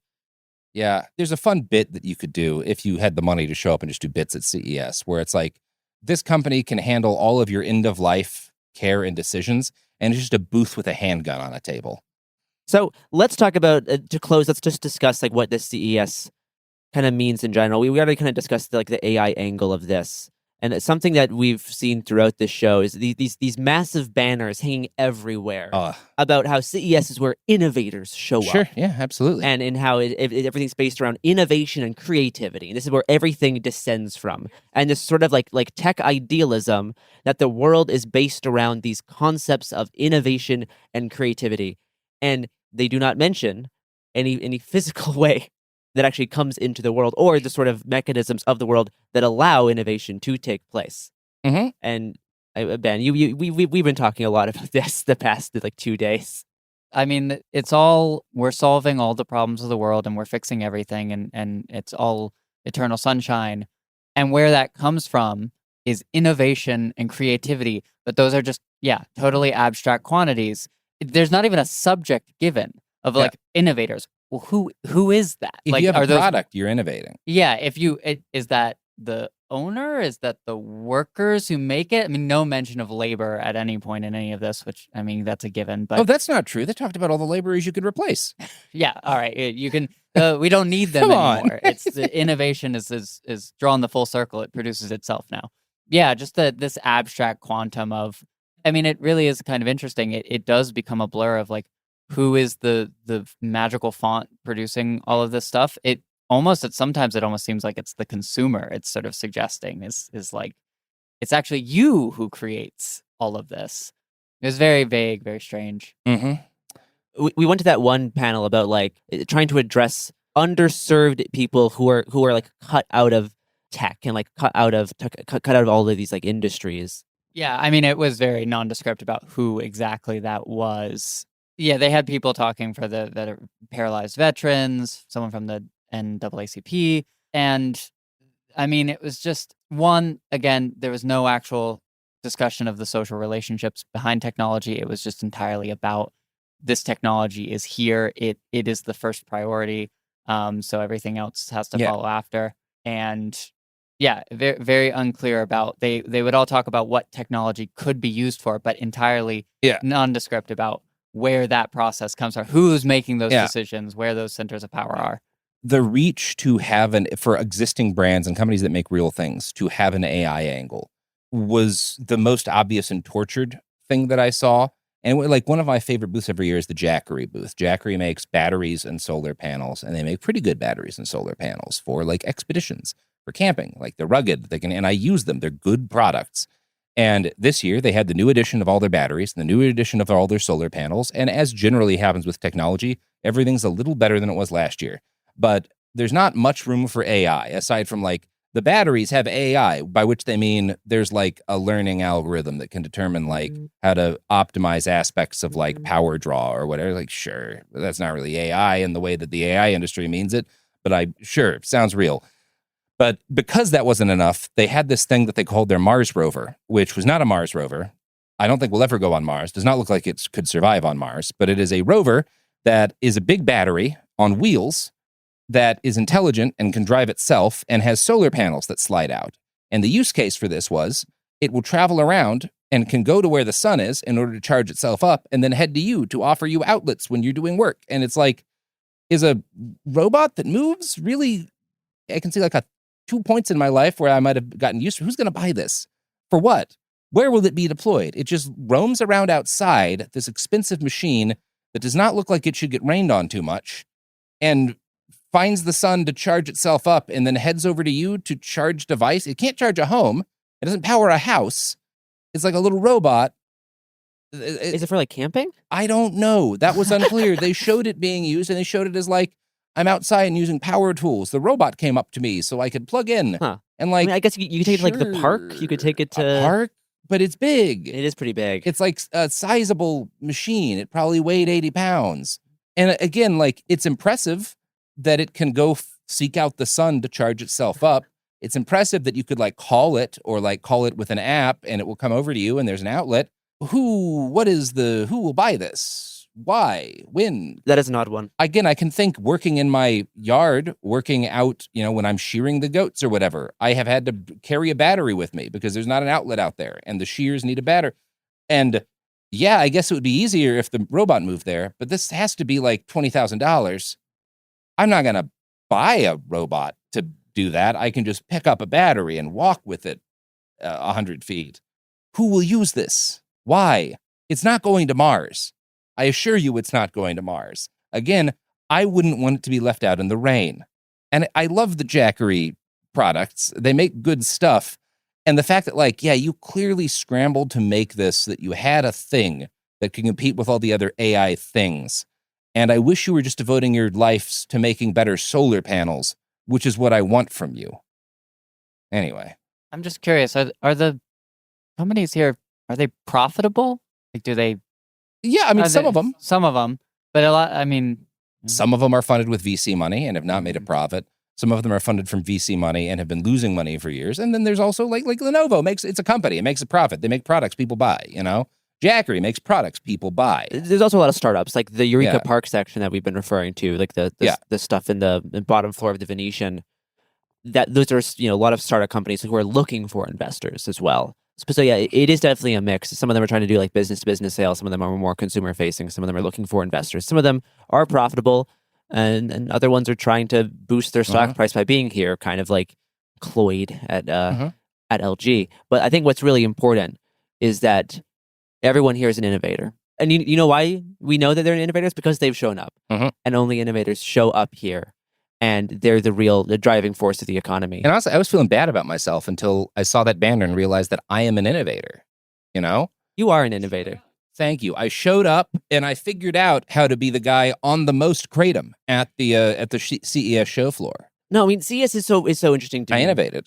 like it runs on both on this like technology idealism where everything is based on like, people, geniuses, you have Steve Jobs having an idea. Steve's job. And he is like the innovator, and everything descends from the idea. That is like the thing. It's like this like tech Platonism. So like this is one side of it. You also have like the tech accelerationists at CES, where it's like they occupy this position of being so pro technology, no matter whatever downsides the current iteration might have, because they need someone to hold that position in order for this thing to move forward. They know that there's concerns around data protection, but their opinion is that it doesn't matter. There is problems there, but we, the people here at CES, the innovators, need to ignore them because we have to push forward. And this is what like the Austrian Secretary of State said that at that one panel I went to. It was like data protection is a problem, but like it gets in the way of innovation. Yeah, and that's literally what he said. Yeah, and so you have this tech optimistic like acceleration like viewpoint of like technology will be better. But in order for it to be better and save us eventually, it's kind of shitty and has some problems now. But we need to push forward through that all the way. Like we can't go slowly. It has to go forward. So they adopt this viewpoint because like they need someone to hold this like tech optimism viewpoint in order for the process to like unfold. Yeah, there's something strangely clear-eyed about that in the way that it's like, yeah, if you're limiting your view to the system of capitalism, yeah, the whole thing goes into crisis if you are not squeezing a little more juice out of the orange. And if this is what it takes to do that, then full steam ahead. They're lucid about that. Yeah. You know what else is lucid?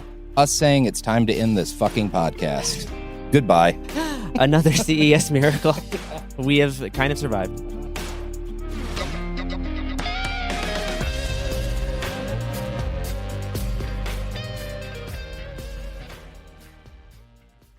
Support for the show comes from Public, the investing platform for those who take it seriously. On Public, you can build a multi-asset portfolio of stocks, bonds, options, crypto, and now generated assets, which allow you to turn any idea into an investable index with AI. It all starts with your prompt. From renewable energy companies with high free cash flow to semiconductor suppliers growing revenue over 20% year over year, you can literally type any prompt and put the AI to work. It screens thousands of stocks, builds a one-of-a-kind index, and lets you backtest it against the S&P 500. Then you can invest in a few clicks. Generated assets are like ETFs with infinite possibilities, completely customizable and based on your thesis, not someone else's. Go to public.com/podcast and earn an uncapped 1% bonus when you transfer your portfolio. That's public.com/podcast. Paid for by Public Investing. Brokerage services by Open to the Public Investing Inc. Member FINRA and SIPC. Advisory services by Public Advisors LLC, SEC registered advisor. Generated assets is an interactive analysis tool. Output is for informational purposes only and is not an investment recommendation or advice. Complete disclosures available at public.com/disclosures.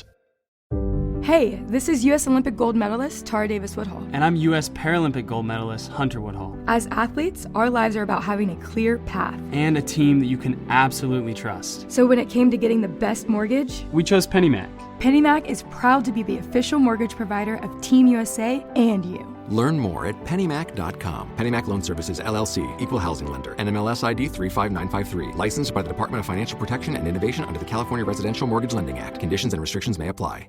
Kids, pets, life, your sofa sees it all. But with a washable sofa, stains don't stand a chance. All of our sofa collections come with fully machine washable covers and cushions, making cleanup effortless. Liquid and stain-resistant fabrics provide extra protection against everyday messes. Plus, with modular designs, you can rearrange your sofa however you like. Perfect for growing families and changing spaces. Starting at just $699, it's time to upgrade to a stress-free, mess-proof sofa. Visit washablesofas.com today and save. Offers are subject to change and certain restrictions may apply.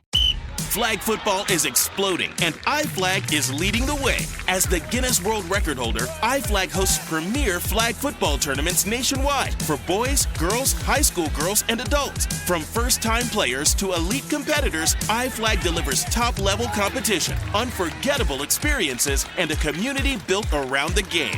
Ready to be part of it? Join the movement. Find your tournament and learn more at iflag.org. That's iflag.org.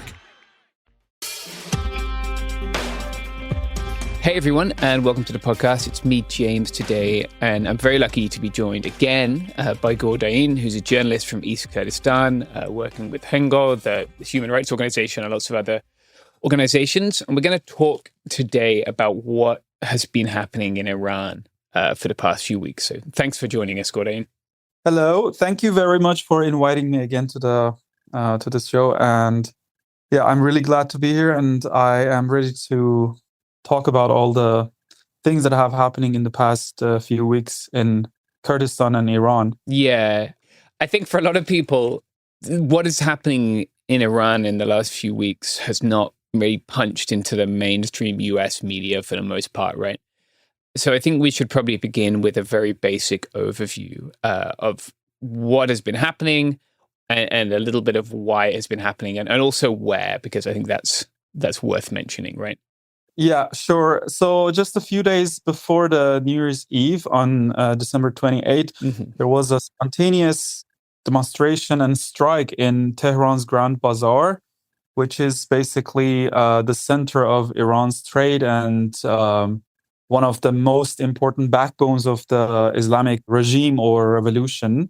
There were strikes inside the bazaar, and so many shopkeepers and business owners just closed down their businesses, and they took to the streets and inside the shopping centers, and they started chanting against the regime, and they were basically protesting the horrible economic situations and the decrease of the Iranian rial or the Iranian currency against the US dollar, which was $1 was equal to 1,400,000 Iranian rials. And then these protests quickly spreaded all over the city in Tehran.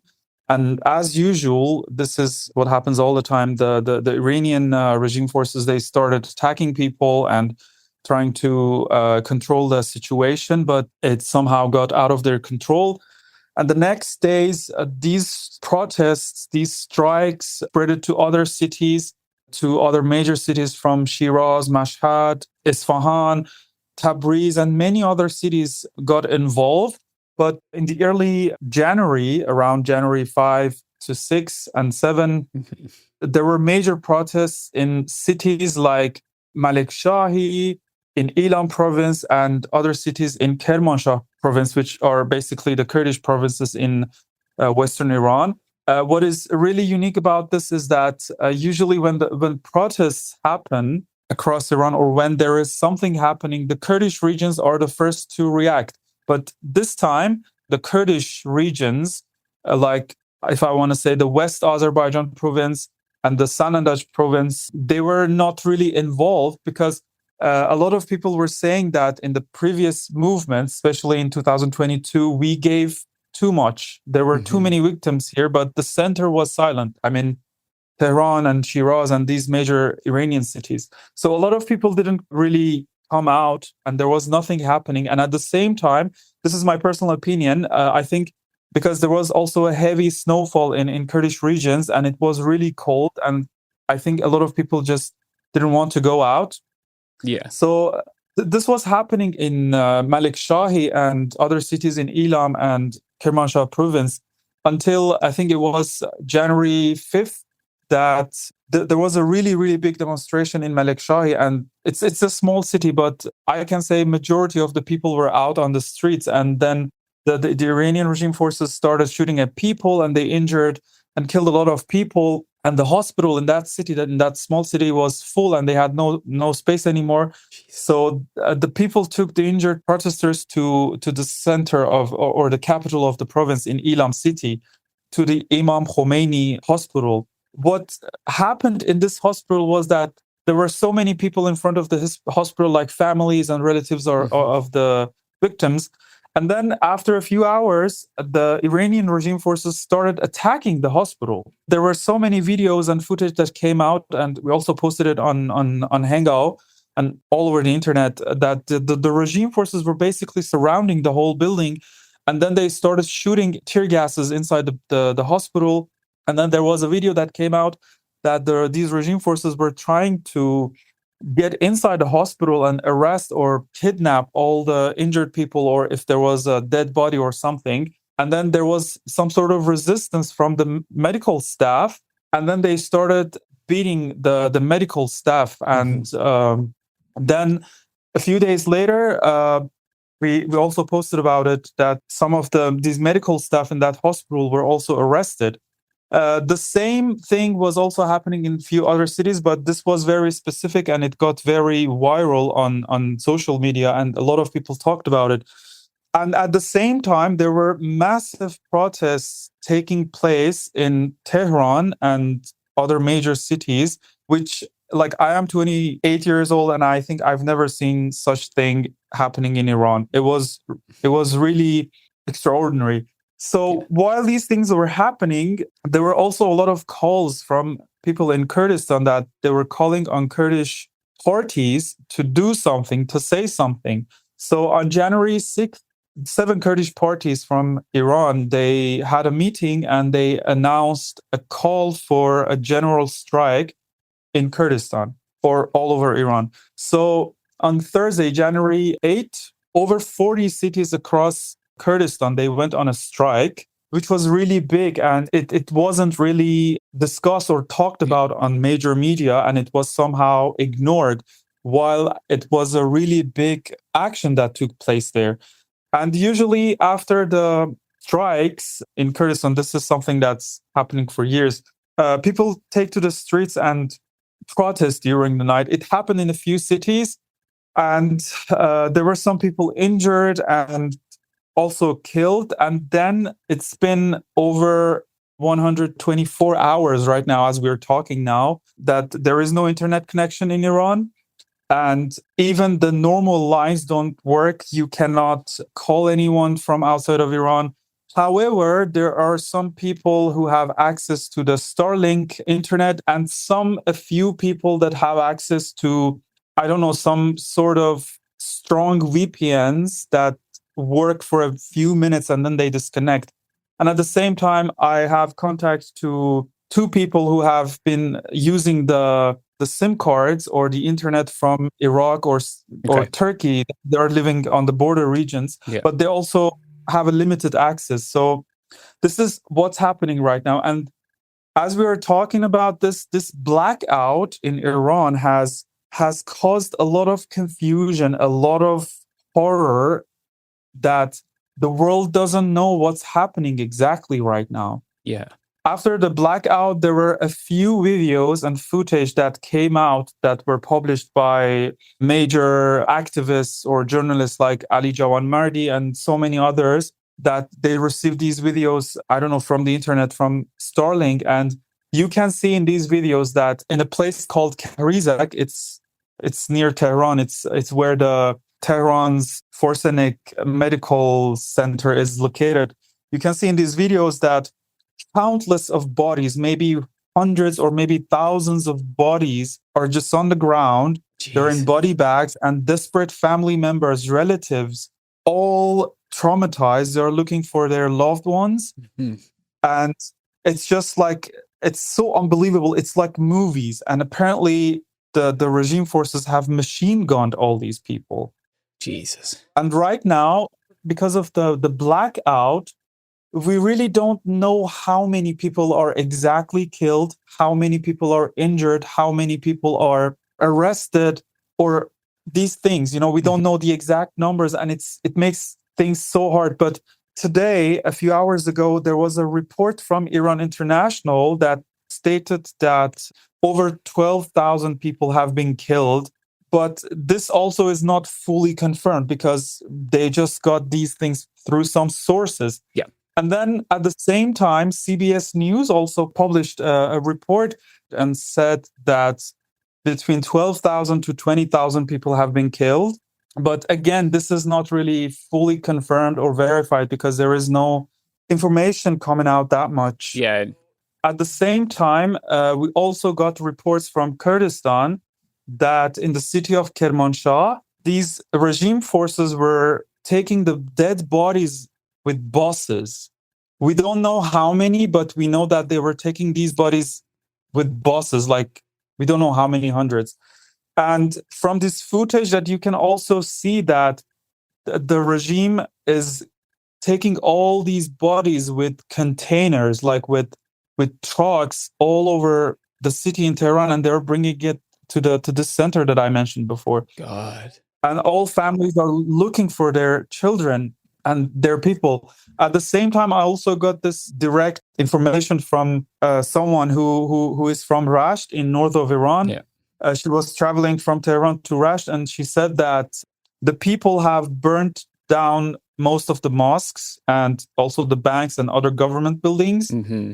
There are also footage all over the internet that in most of the cities that people have burnt down the whole mosques and buildings belonging to the government.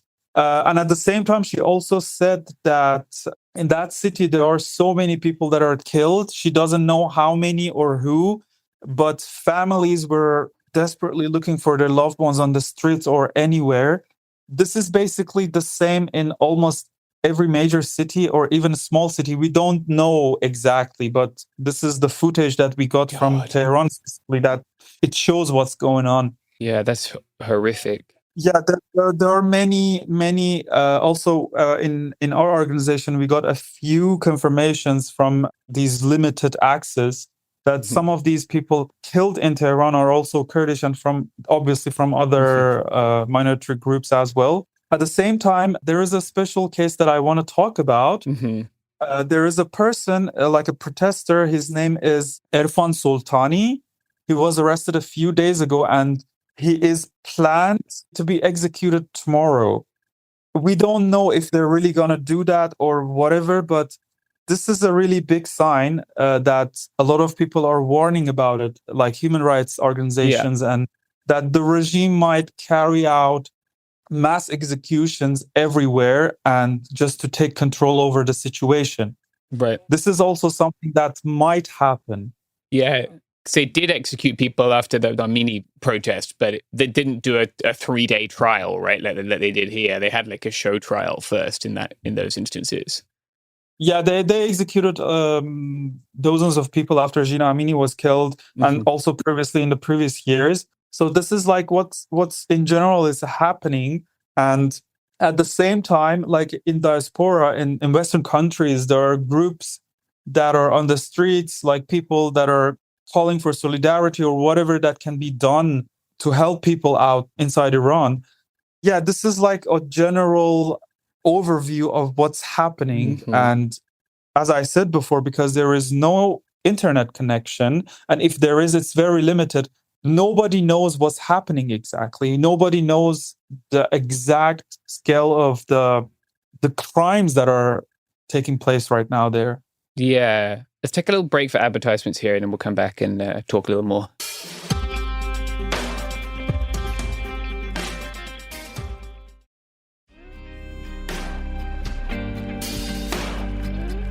Okay, and we're back. So, if people have seen anything about this, I don't know, if they're on like X, they will have seen videos of mosques burning and maybe videos of the PAK like shooting at buildings. You know, these are the videos that were kind of widely circulated before people lost access to the internet. And I think there's some idea that like this is an armed uprising. And I think it would be good to explain to people that like that there are people, clearly there is presence of like armed groups who are opposed to the regime in Iran, right? But they are not necessarily the ones like leading the charge here. So maybe we could explain a little bit about both the armed groups who are Kurdish. There are some armed groups in Balochistan as well, and like where they sit in relevance to these protests. Yeah, so far I can speak for Kurdistan. Yeah, there have. I've seen also this footage that PAK or the Freedom Party of Kurdistan published on social media. I cannot personally confirm that, but there has always been a call for military action against the regime in the previous years, and even before Gina Amini in 2022. There was always some sort of call from the people, but right now, as we are seeing, the Kurdish parties, the 7 major Kurdish parties from Iran, they are not taking really a real military action because there is a big fear that if they do this, the regime might bomb the cities and kill thousands of civilians with heavy weapons and even missiles. So this is also one of the main reasons that even the parties have talked about it many times before when people call for a military support. But of course, I can also confirm this, that all of these parties, all of these organizations have some sort of networks inside Iran that they are monitoring the situation, they are collecting information, and they are like connecting people together. And in some cases that I am aware of that happened in my hometown in Urmia in 2022, some of these parties also have been able to lead the protests, like to organize protests. So this is for now the presence of these parties. But for Balochistan, I can also say that I think it was in October or November 2025 that all these groups in Balochistan, they had a conference and they announced that they are all united and they're all working together under one banner. So they also carried out a lot of attacks on the IRGC bases and vehicles in their regions in the past few months. But so far, we haven't heard much from them in the past few weeks. Yeah. We don't know. They're not doing anything, or if they are doing anything, it's not on the internet. Yeah. Or it's not published yet. This is the situation right now with these groups. But at the same time, groups or parties actually like PJAK, they also have warned that this was like, if I want to say quote unquote, don't play with fire. They were warning the Iranian regime that they shouldn't play with fire. This is the situation right now that's going on with the parties as well. Yeah, and it's very complicated for people who are not familiar. I think like maybe we should take a step back even further and just explain, I guess, the concept of Iran as like a contiguous empire might be a good way to see it, right? With different ethnic groups currently under the control of one state. Can you just explain that for people if they're not familiar? Because I think in the US, like Persian identity and Iranian identity, by people who are not familiar with it, are conflated, right? But if you could explain the different nations that exist within the state, that might help people. Yeah, like Iran as a geography is a very diverse country. So basically the Persians, or as they call themselves, Iranians, are the dominant group. They are the majority. But we also have the Azeri Turkish people who are the second majority. And then we have the Kurds, we have the Baluchis, then there are Ahwazi Arabs in the south, and then there are the Turkmen people, and then there are Tailishis, but their numbers are really small. Yeah. And at the same time, there is also the Mazandarani or the Gilak people that live in the Caspian Sea coast. They are also a different ethnic group. They have a different linguistic background, but because of the Iranian state policies of 100 years, majority of them are assimilated and no longer carry that cultural heritage or identity. But in Kurdistan, in Balochistan, in Ahwaz, in Azerbaijan, it's really different, and also in the Turkmen regions. Basically, this is what Iran looks like. Of course, there are other small minorities like Armenians, even Georgians that migrated to like hundreds of years ago. There are also several religious groups, like the Shia Muslims are the majority, which Persians and Azeri Turks are basically the followers of this religion. And then there are Sunni Muslims who are like, majority of them are Baluchis and Kurds and Ahwazi Arabs or other groups. And then we have several other groups from Jews, Christians, and also the Yarsanis, which is a Kurdish religious minority, and there are about 1 million to 2 million people. Yeah, this is what Iran looks like. Yes, yeah, and I think people can be easy for them to just see it as like Shia Muslim Persian monolith, right? Yeah, but I also want to add a little bit more of like how this works. So because the Iranians or the Persians are the majority, they own the state. The entire identity is evolving around them. And because of this, during the past 100 years, there has been a policy of assimilation in every region in what's called Iran right now. For example, if I want to talk about the language, right now, the only official language is Persian. And in the past 100 years, this language has not just been a language of communication, it has been a language of oppression and assimilation. And there are many regions in Iran that were, for example, if I want to talk about Kurdistan, there are many regions in Kermanshah and Elam provinces and other regions that used to be fully Kurdish.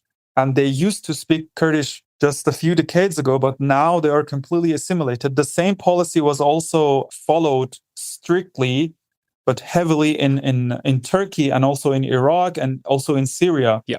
So this is how this has been working in the past century, and how all these ethnic groups with different languages and cultural backgrounds and identities have been forced to accept an Iranian identity that evolves, that turns around the Persian identity and Persian language and history. Yeah, so this is also like a general overview of the oppression, if I want to. Yeah, no, I think that's probably the right word. I think people who have listened to our coverage of Myanmar will be familiar, or like, I mean, this has happened in countless places, right? This is why British people all speak English now. Yeah, right. Like this is how sort of internal empire works. I wonder, like, we should talk about the possibilities and to an extent the demands here, right? Because in the US, it seems to be that there is a binary choice, or that it's presented as a binary choice between the current state in Iran and a monarchy. And there doesn't seem to be an option for self-governance, right? For Iranian people to have democracy, to have liberty. And that's evidently not the case, right? Like when you have this many people in the streets, that's how democracy works. But let's talk about the sort of the demands and then the possibilities of this being co-opted and turned into another type of state.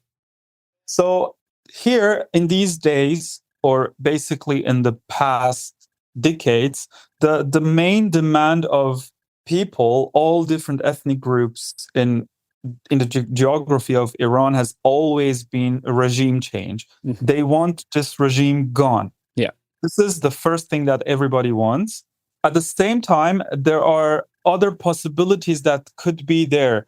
One of the things that when you look at these ethnic groups and their organizations and the people, you can see that also most of them want some sort of federalism or autonomy or self-governance.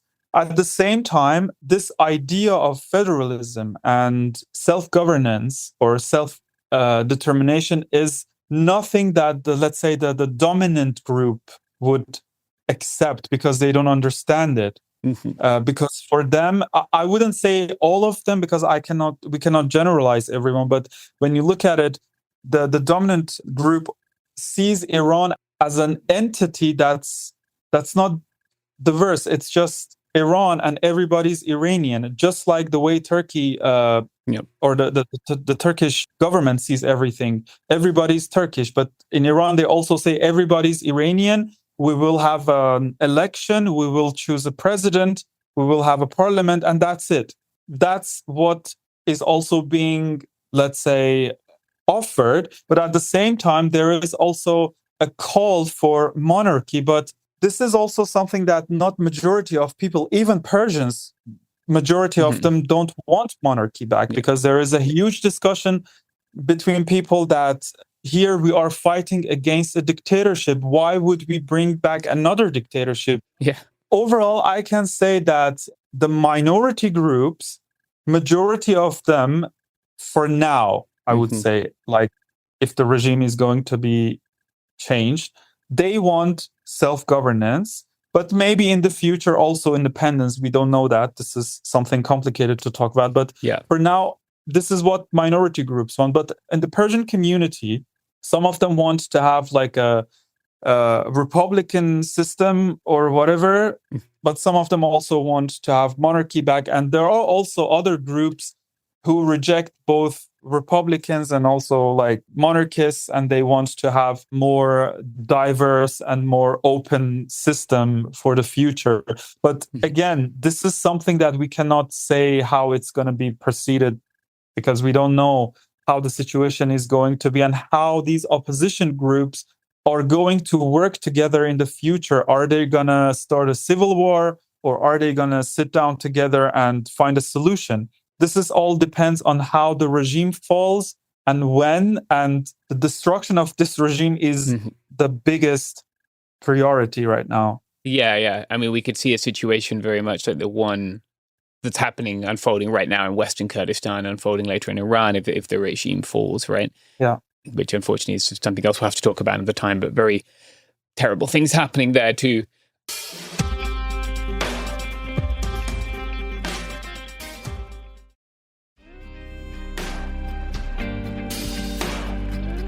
Because, most of our listeners are in America, the way that people may have engaged with this is through Donald Trump's posting on Truth Social, where he has said that help is coming recently. Let's talk about what U.S. intervention means, especially in the context of A, the U.S. having intervened all over the Middle East and what that has meant, and B, the U.S.'s recent national security strategy, which suggests that basically they don't care about the region and they don't want to be involved in the region. Let's talk about what that means and why it might not be the panacea people think it is. Yeah, so in the past few weeks, Trump has said a lot of things. In the first few days, he came out and said that if the regime is going to kill civilians, we're going to do this and that, we're going to punish the regime. Yeah. And then I think it was an interview or he was on TV. I don't exactly remember, but he said something that all the people that were killed, we don't know if the regime killed them. Maybe they just were killed in the crowd. There were thousands of people and they were just... Yeah, like a crush. They were crushed. And this is so unbelievable. He's making these comments and then he's just threatening the regime all over again. And just a few hours ago, as you mentioned, he said that the help is coming and he's asking people to keep fighting and keep protesting and things like that. However, we should also, regarding this, we should talk about what people also want from Trump. Yeah. This has been something that a lot of people, again, this is not the majority, but a lot of people have been calling on him, or basically on America or something, to do an action against the regime, to do something against the regime or damage the regime so that people can get rid of it. And right now, I saw some screenshots from people who were able to get access to the internet for a few moments. I saw one, it was shared on the internet that a woman from Tehran was saying that they are killing everyone. I don't know where my children are. One of them is 19 and the other one is 23. She was just saying, please be our voice and just tell them to attack, tell Trump to help. So this is also something that there is a call for attacking Iran and destroying the regime. But again, we don't know if Trump is really going to do this or not. There is also threats coming from Europe as well and UK. But again, as you mentioned, if these attacks happen, is it going to be something like Iraq or Afghanistan or other places? Or is it going to really help the people of Iran, the people inside Iran, to get rid of the regime? Yeah. Which is also really hard to understand because Trump hasn't been really clear about all these things. On one side, he was also asked if he has any talks or connections with the so-called Prince Reza Pahlavi. And he said, no, he's a good guy, but I don't want to talk to him. But then now you can see that on Fox News, all the Trump-affiliated or pro-Trump media, they are promoting this guy all the time. And at the same time, Reza Pahlavi was also on TV, and he was on CBS, and he said that he's directly in touch with Trump administration. So we don't know what exactly, it's so hard to understand what exactly the US is going to do. Yeah. They also announced that we're going to put more 25% tariff on countries who work with Iran or trade with Iran. And then the European Parliament also announced that we're going to ban all Iranian diplomats from entering the European Parliament. Not made to begin with. All these comments that are coming out, they are so vague. And at the same time, there are calls from Germany, France, and I think Australia too, that they were calling on the citizens that are in Iran, like tourists or whatever, to immediately leave Iran. Yeah, this is also something that we don't know. Trump is not somebody that you could trust. Yeah, ask people in Rojava And at the same time, sorry, this is also important. There was also some news that the Iranian authorities in the foreign ministry were trying, or they contacted some people from Trump administration for negotiations. But then Trump said that we will not negotiate anything. So this is all these contradictions that Trump is just talking about. And he's denying that the regime is killing people and people are just being killed because it's too crowded.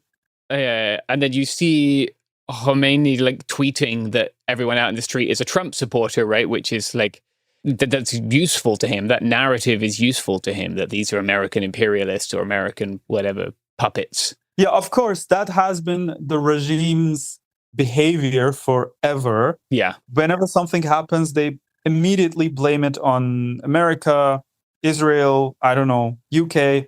But it's good that you mentioned what Khamenei was saying. In the first few days, he said that, we hear you, the people in Bazaar, and we hear you. Sorry that this is going on and things like that. But then he immediately said that the people who are protesting, they are destroying everything and we will deal with them in the harshest way.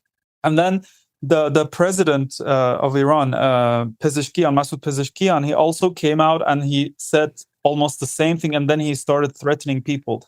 And a few days after that, the head of the judiciary, the Iranian judiciary, came out and said that, in a very, very aggressive language, he said that we will deal with you in the worst ways possible. We will destroy you and things like that. He posted a lot of texts on his Twitter account. His name is Mohsen Ejei.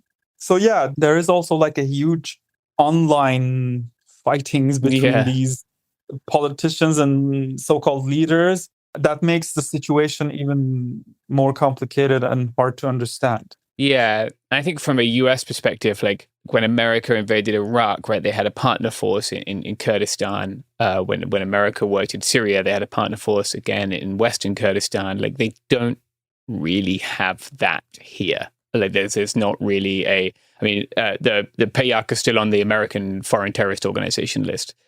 There's not that American sort of partner force, boots on the ground, that they had in these other places. Likely what they would do is just bomb stuff. That's kind of the approach that's most likely here, and bombing alone is unlikely to remove the regime. Yeah, I think bombing is definitely not enough because they tried the regime hardly last year, but it is still there.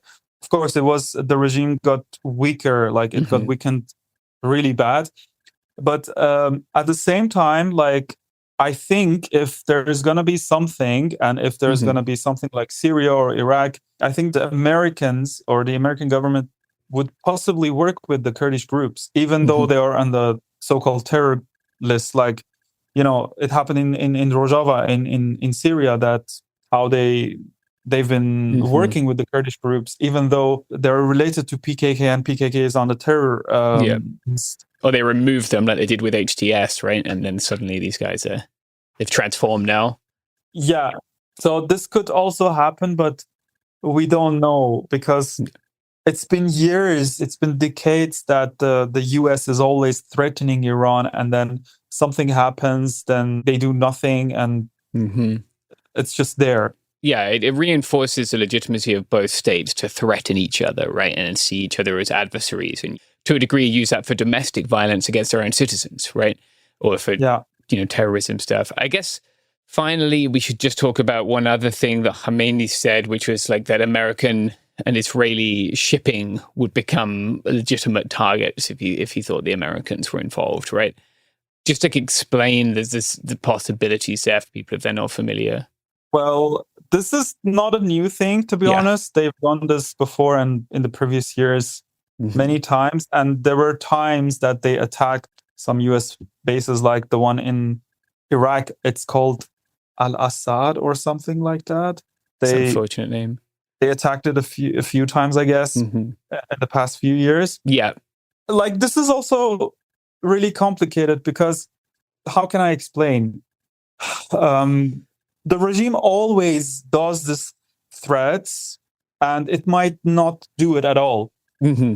But at the same time, this is also something that I think that if the regime falls and if it's the last moments, they would probably try to do something to damage the region or to damage the people as much as they can, and then they would just give up on everything and just disappear.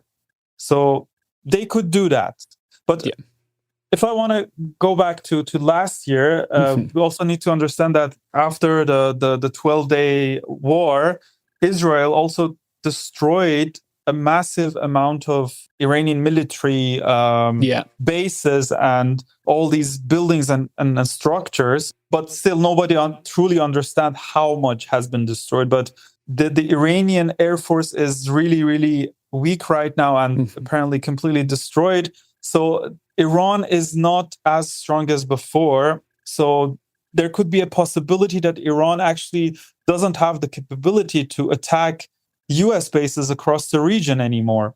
Yeah. So this could be also a possibility that they're just threatening. They really don't have anything left anymore, or their military capabilities are completely down. Yeah, or they'll do their sort of symbolic send a half dozen Shahed drones and let the Americans shoot them down, and they say, "Oh well, we tried," or we attack them, even though most of the time they have hurt a couple of American people with them, but relatively unsuccessful.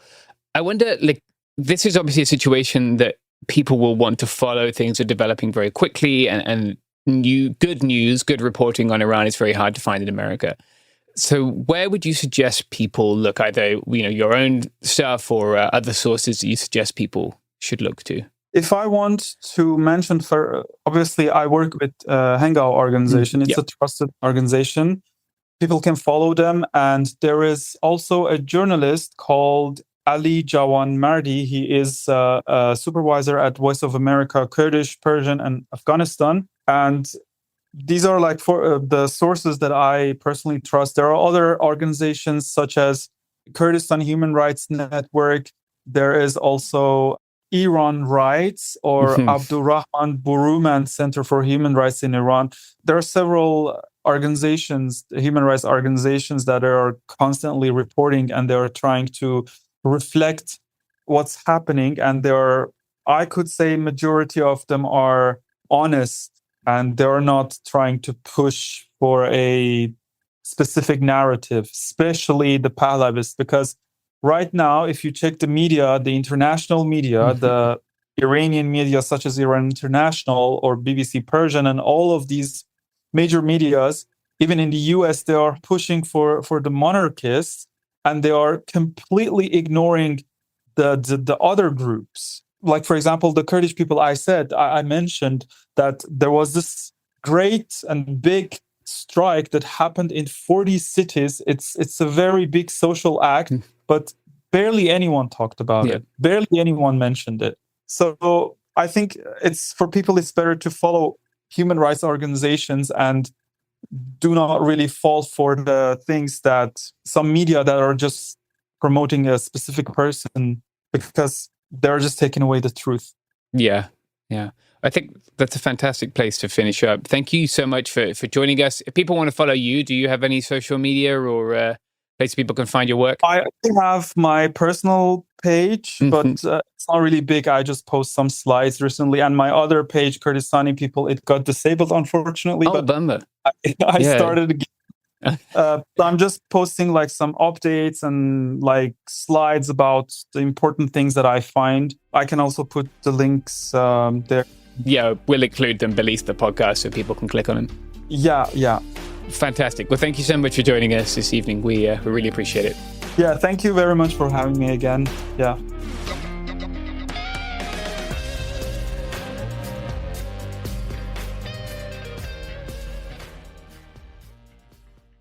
Support for the show comes from Public, the investing platform for those who take it seriously. On Public, you can build a multi-asset portfolio of stocks, bonds, options, crypto, and now generated assets, which allow you to turn any idea into an investable index with AI. It all starts with your prompt. From renewable energy companies with high free cash flow to semiconductor suppliers growing revenue over 20% year over year, you can literally type any prompt and put the AI to work. It screens thousands of stocks, builds a one-of-a-kind index, and lets you backtest it against the S&P 500. Then you can invest in a few clicks. Generated assets are like ETFs with infinite possibilities, completely customizable and based on your thesis, not someone else's. Go to public.com/podcast and earn an uncapped 1% bonus when you transfer your portfolio. That's public.com/podcast. Paid for by Public Investing. Brokerage services by Open to the Public Investing Inc. Member FINRA and SIPC. Advisory services by Public Advisors LLC, SEC registered advisor. Generated assets is an interactive analysis tool. Output is for informational purposes only and is not an investment recommendation or advice. Complete disclosures available at public.com/disclosures. Hey, this is U.S. Olympic gold medalist Tara Davis-Woodhull. And I'm U.S. Paralympic gold medalist Hunter Woodhull. As athletes, our lives are about having a clear path. And a team that you can absolutely trust. So when it came to getting the best mortgage, we chose PennyMac.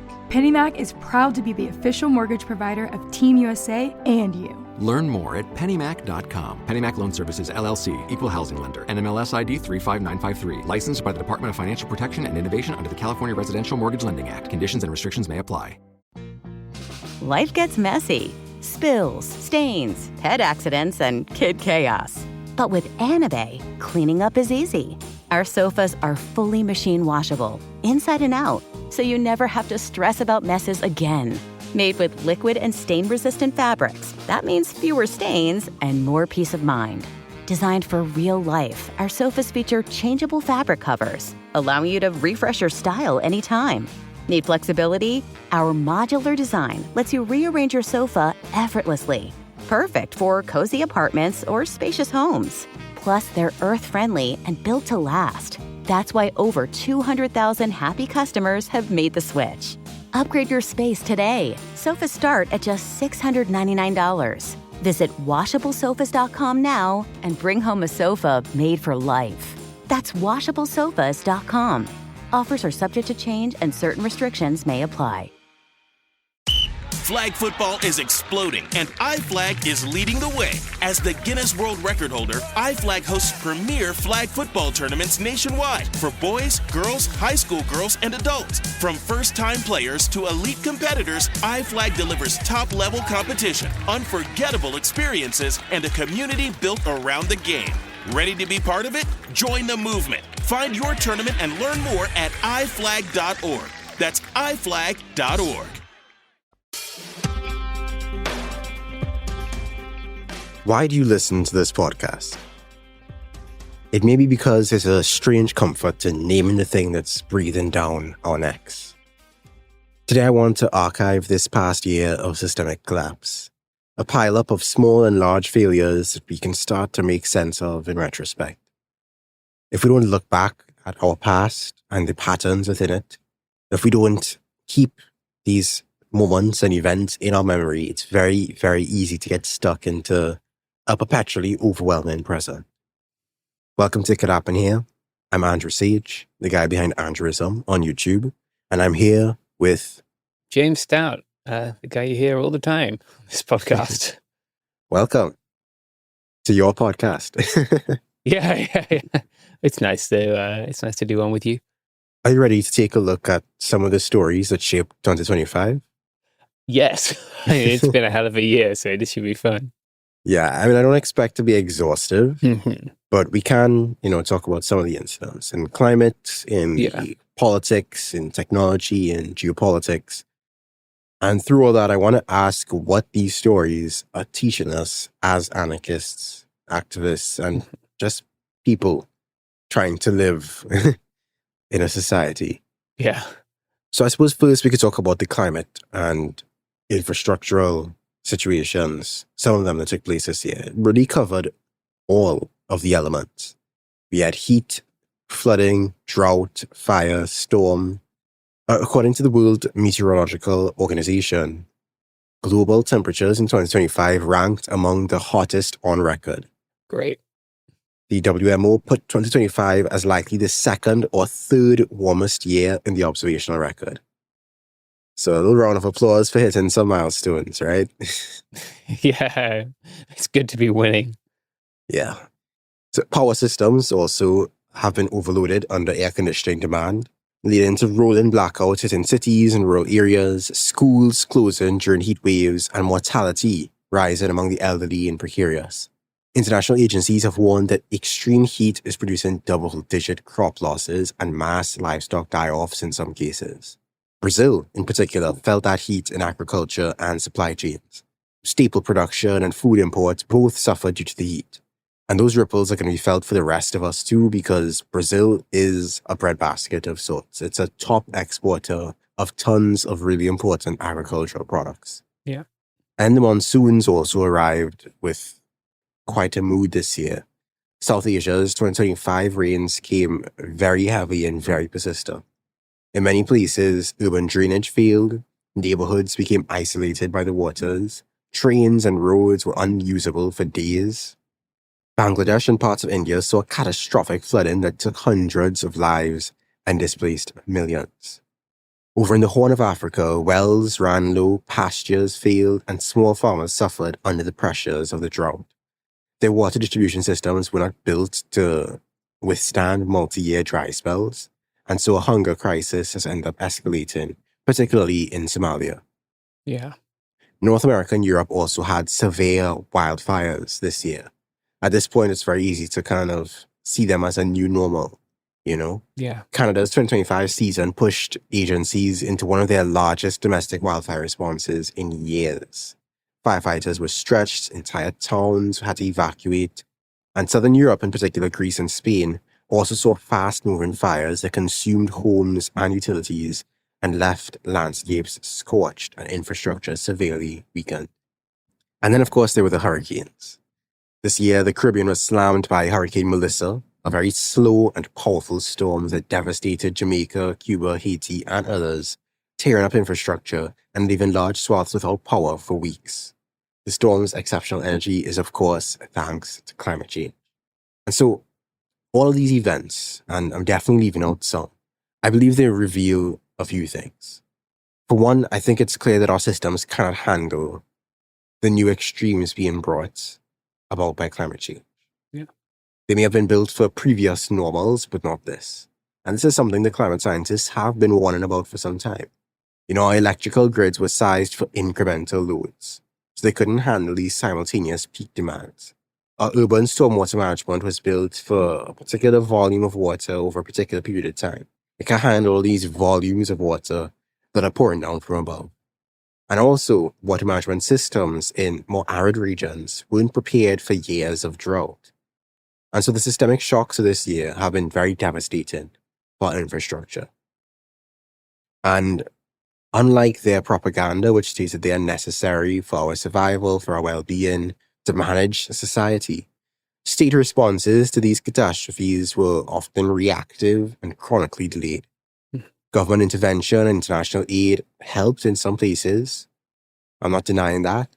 But communities have also often found themselves on their own, having to improvise survival strategies. And of course, with every disaster, there is an extremely long tail of recovery after the initial crisis has passed. So it may leave the news cycle, but there are people still dealing with the consequences and will be dealing with it in the year to come. But these disasters continue to show the ingenuity and capability of ordinary people to organize support, distribute aid, facilitate evacuation, share resources, and so on. So we're not powerless. We don't have to be dependent on slow bureaucracies to develop resilience. It starts with us as people, being proactive, especially. You know, I would say don't wait for the disaster to happen in your area to develop a response plan. Invest your time and energy in this coming year in horizontal capacities, skill training, community drills, shared tool libraries, seed and food sovereignty projects, local medical knowledge, decentralized energy and water projects. I don't place much on the demands of the state, but there are also sometimes grants you may be able to apply for that can, you know, secure some resources in community hands. And of course, keep documenting these incidents as they're happening. You know, don't wait for a disaster to hit your area to learn the lessons that other places had to learn. You know, go and see where your vulnerabilities lie, learn what others have done to respond, train people where necessary, and just try and keep up the good fight. Would you say there was a particular environmental crisis or natural disaster this year that really stood out to you? I mean, to me, I think the ones that I just, because they're personally related to places I've been, were the earthquake in Myanmar, right? Where we saw not only people die as a result of the natural disaster, but people die as a result of the state considering its desire to keep people in Myanmar away from the world more important than their lives, right? Like the state choosing not to allow search and rescue teams from France, for example, to enter. And instead, like, you know, folks I know who are fighting in the revolution in Myanmar, like laying down their arms and trying to work out how to pull collapsed buildings apart before the people in them died. Like that, I think that it really was like the poly crisis. And then the flooding of indigenous communities in Alaska, right? The coastal communities that we saw like a month or so ago. And that one hit me particularly hard because like these people have been screaming for a decade that climate change has come. It's not coming, it's come, right? Like the like the end is not nigh for them. The end is here. Their ways of life are being destroyed by climate change. And their whole communities got wiped out, right? Just before winter and in a place which has one of the hardest winters on earth. All their food caches, right? Because these are people who tend to fish for a lot of food. So they cache food. They don't go to the store. Were also wiped out. Right? Like it's just one of those examples of like one can't be prepared enough to deal with things that one can't control, right? And one of the things that we can't control is climate change, and it's coming for all of us. But yeah, it's coming for some people first. Yeah, and it's always going to be indigenous and more marginalized people, right, whose plight is ignored. Like people can say climate change isn't real because they have the relative privilege of not having their homes destroyed, and like rebuilding those communities will be very, very hard because the only way to get there is on a tiny little plane or a boat. And everything they've got there has taken generations to build, and it's all gone. Yeah. So those two really struck me. Yeah, I think my takeaways from what you shared there is that the state will often get in the way. Yes. Of our survival or well-being. Yeah. And that, you know, the crisis is here and it's already hitting people. And just the people that are being hit right now are the ones designated as sacrificial lambs. Yeah. In a sense, for the continued pursuit of economic growth and progress. Yeah.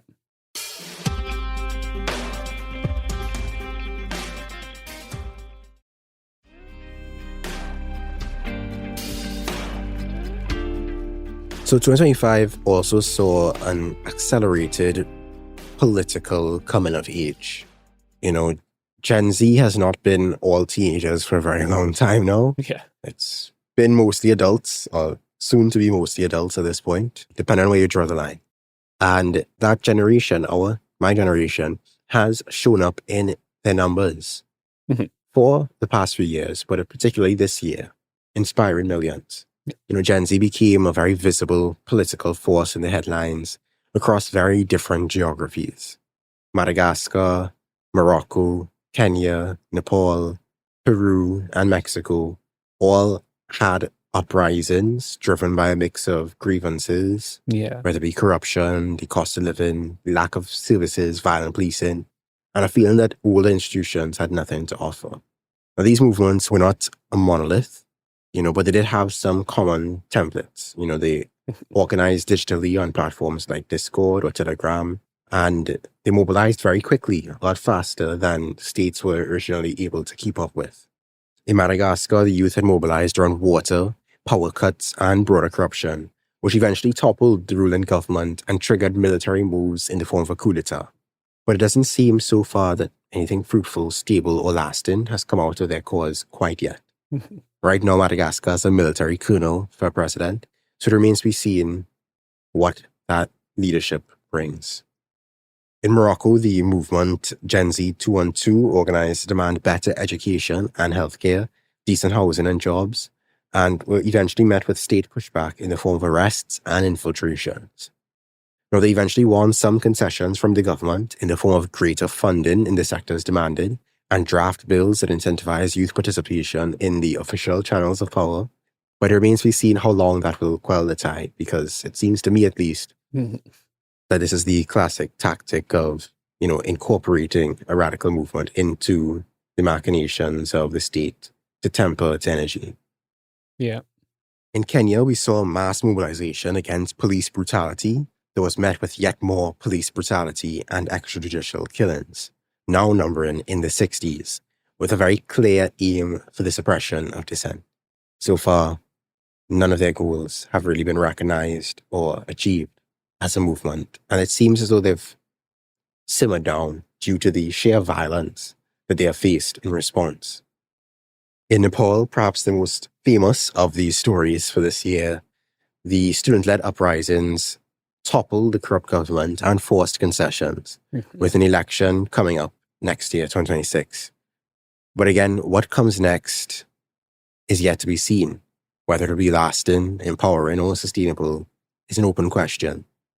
It's another uprising where, in my view, the fundamental institutions have not been overcome, and thus their goals will not be achieved meaningfully. But I think every movement, every generation has their place for political development and figuring out some of these shortcomings of these approaches. Yeah.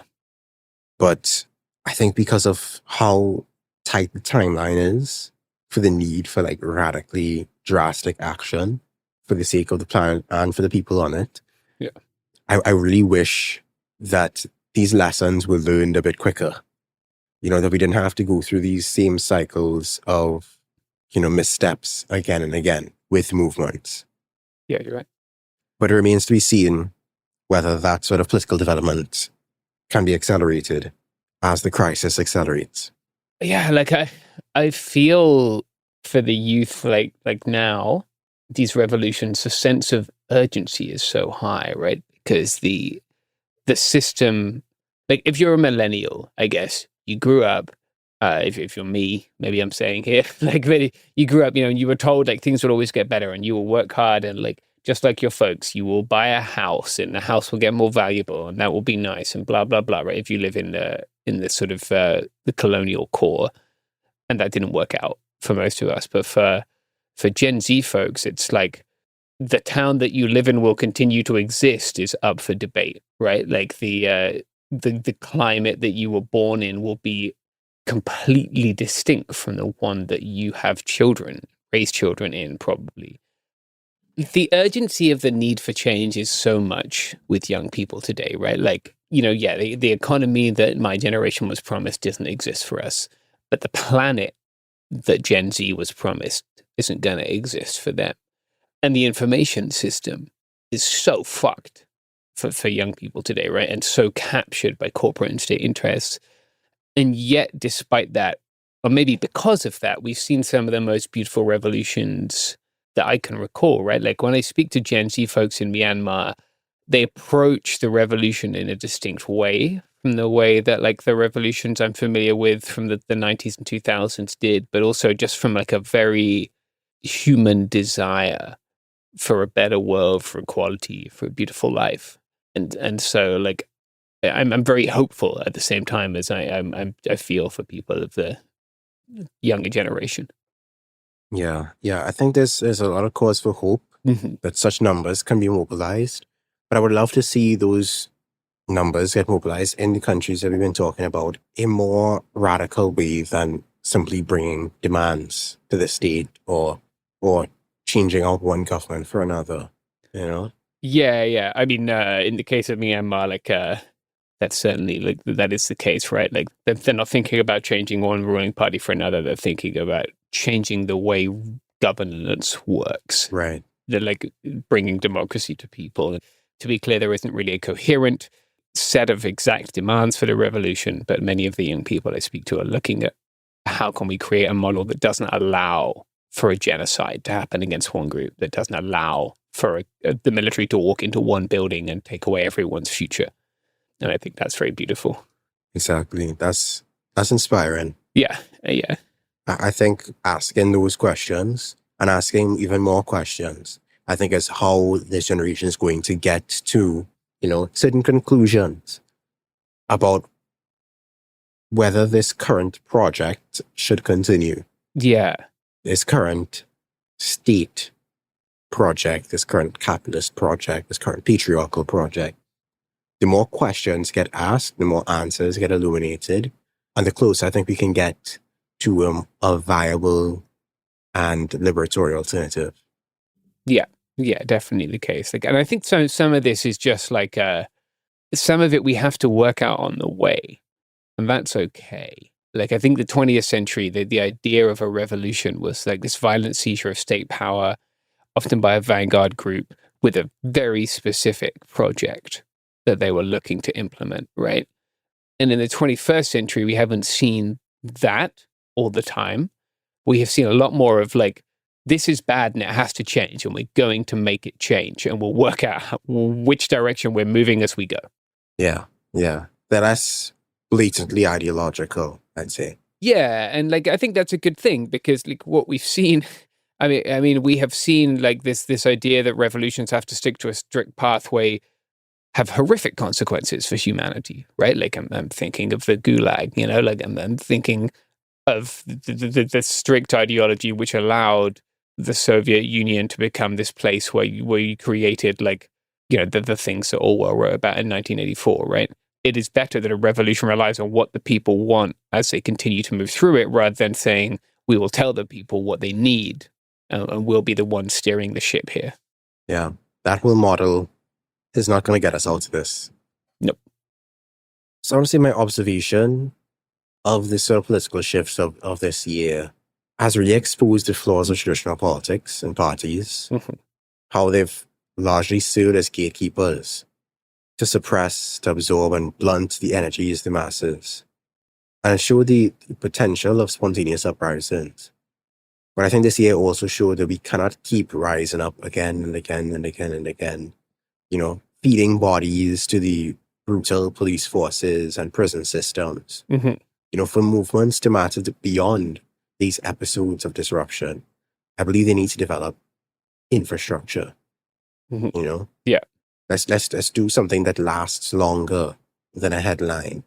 And of course, the actions that, you know, I'm not denying that some of these movements are engaging in building infrastructure. It's just that those sorts of efforts are less likely to make the international news headlines. Yeah. You know?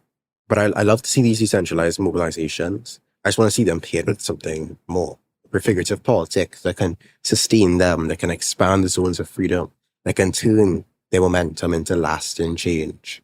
I will say that I appreciate that these movements have embraced tactical variety, you know, that they've largely understood the need for anonymity, but I don't want them to keep falling into this trap of this sort of dissipation of energy. They get a government concession and they dissipate. That there's not a long-term ambition, or there are not enough steps being taken to resist infiltration and surveillance through operational security. I think that if that, you know, OPSEC is not present, it's very easy for these movements to get disrupted from within. You know, platforms like Discord have already proven themselves to be ops, you know, to these kinds of causes. They will willingly sell people out.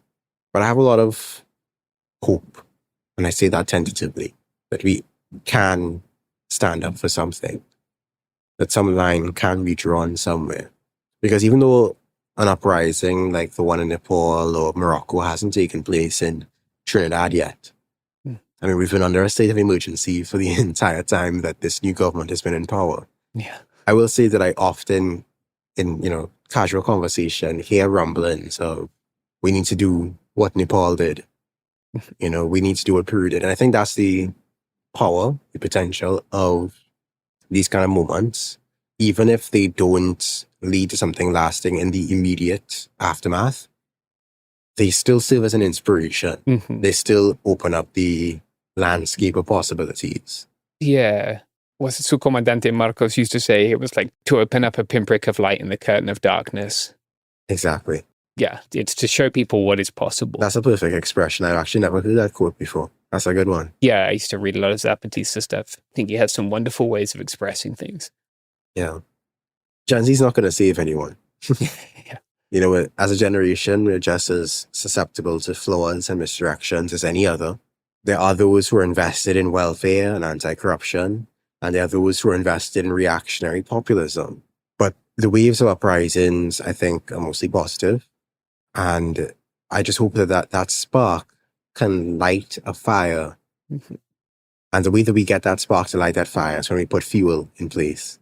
Fuel like networks, fuel like collectives, unions, and so on. Oh, and speaking of unions, I forgot to mention this. India actually had a coalition of major trade unions staging nationwide protests and strikes this year against the new labor codes. That's cool. So shout out to them as well. Yeah. Yeah, especially in a state which is, it's not necessarily, like they'll come down pretty hard on you in India if you stand up against the state. Indeed. And so to wrap this section, I think I'll say that 2025's protests show a fraction of our frustration, but they also show that we can't just keep screaming into the void, you know? Yeah. The ruptures that come in 2026 and beyond need to start from somewhere other than scratch. Moving on to the tech crises now, I think as AI continued to boom in 2025, we saw a massive build out of physical infrastructure. Data centers, server farms, water-hungry cooling systems, and energy-hungry hardware. Yeah. It's very easy to think of the internet as a cloud, but it's a very physical thing. It demands land, water, and electricity. It strains local communities. It drains local communities of resources. The water use of data centers, in particular, can eat up millions of liters of water daily, taken away from households and agricultural needs. In fact, data centers in the US now consume more than 4% of total electricity, with over half still being powered by fossil fuels. Jesus. Yeah. Like how much electricity we use in the US. Like we go hard on electricity, right? Like, yeah. So 4% is quite a jump from something that basically didn't exist 10 years ago, 5 years ago. Exactly. Yeah. And so all this scaling up of AI is pushing us much faster towards the limits of growth. You know, it feels like we are being ruled by accelerationists at times. Yeah. You know, and all the while we have these tech bros pushing their tech savior gospel on us, even though it's very clear that AI is just another vector of extraction, consumption, and inequality. Yeah. There's just another way for the owners of profit to gain greater control of our data and greater surveillance over our lives. What I am proud of is that people continue to speak out against it, to challenge it, to question it, to call it out wherever they see it. There are people who refuse to support, you know, YouTube channels that are pushing out AI music or AI visuals or AI scripts. People who are refusing to support, you know, pages and profiles that have those kinds of things, or companies that use that software. We have to keep that energy up. We have to keep it going.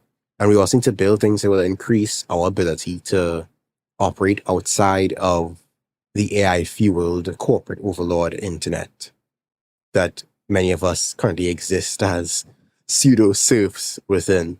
Yeah. You know, there's a lot of room for open source software and digital commons that are out of the hands of corporations that we can venture into. You know, tech is a contested terrain that the tech oligarchs are currently winning, but that terrain is something that we can continue to challenge into the new year. Definitely.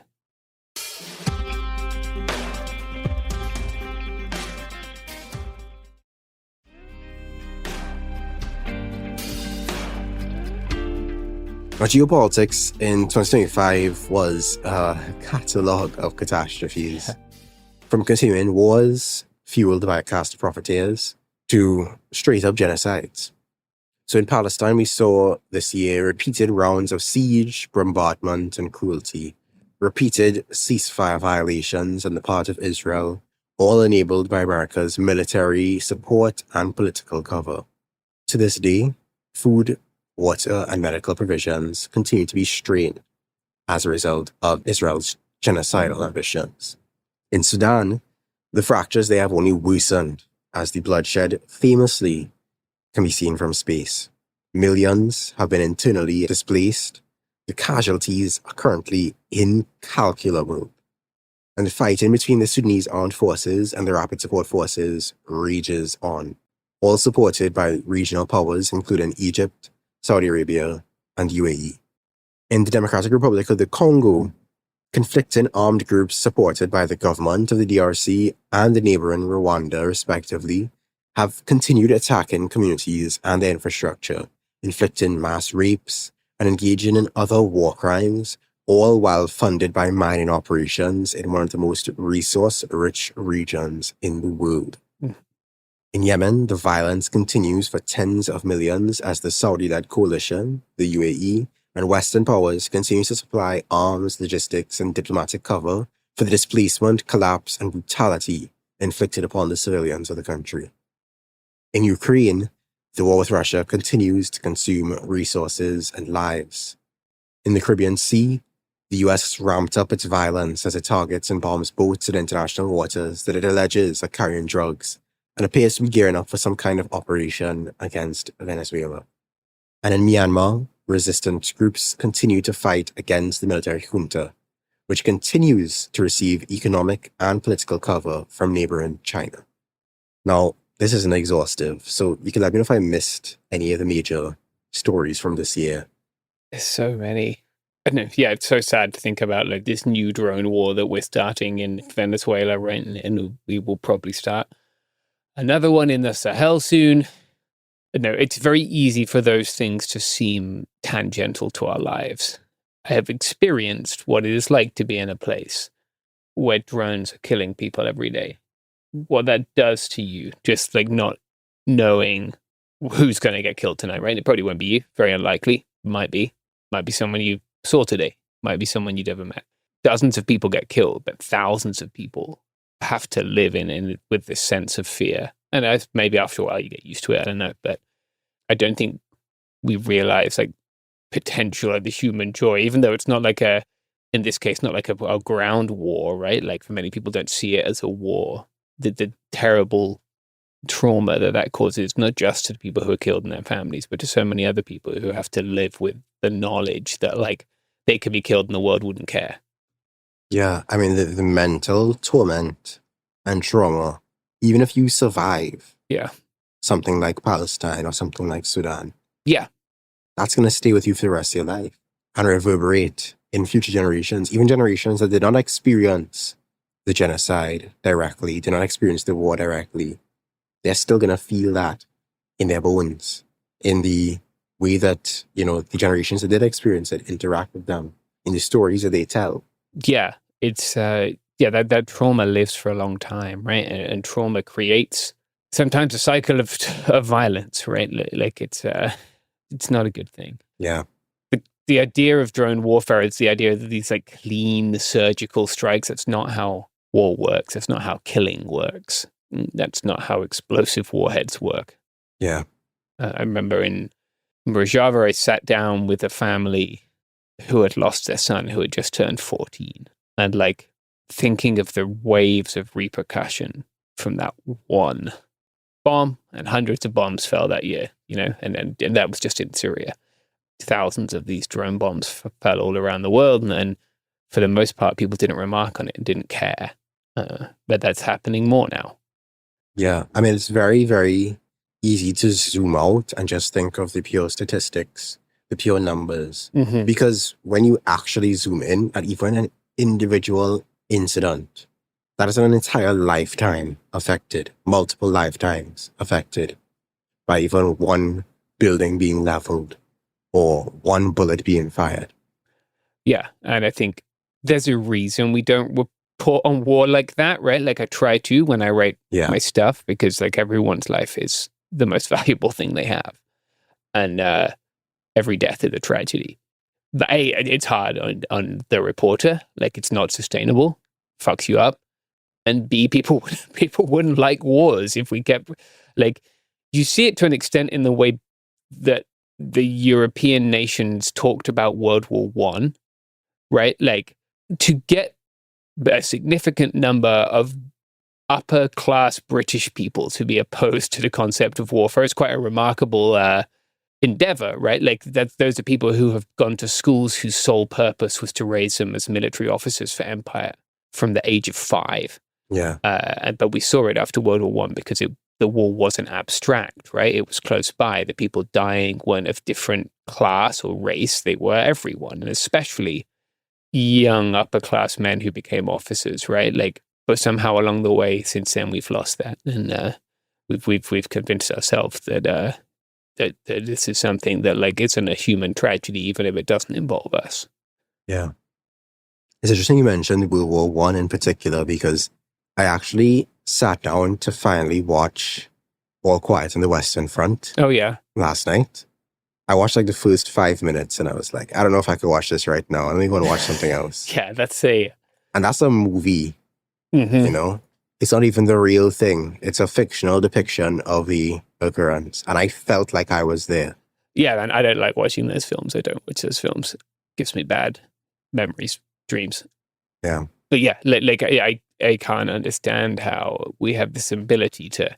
We have fucking VR now, right? Like surgeons can practice operations in VR, but like in a world where we can have so many experience things that we would never experience otherwise, we have inflicted a genocide through starvation on the people of Palestine. Yeah. Like in a world where we can see and know more about other people's lives than ever, we've done this thing. Like, I don't want to harp on the fact that like Israel is built on the idea of never again, and here they are doing it again, right? But like it's just so sad that like we're in this world where we can know and share more things, and yet it's resulted in somehow us still not seeing our common humanity.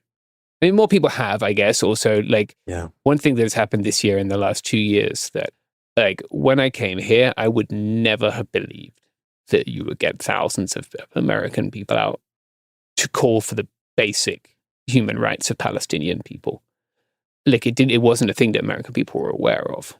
So like that is something that over the last 2 years, like we have seen solidarity. Some of that's there has been a shift. Yeah, some of that solidarity I think has been misguided, but I think some of the anti-Israel shift has come less from a concern for Palestinians and more so for the sort of, we don't want our tax dollars being spent there. We want it spent on us. So it's more of an internally minded sort of America first ideology. Yep. And there's straight up anti-Semitic bigotry as well. But there has been that solidarity shift as well. Yeah. Like there has been that like a global solidarity.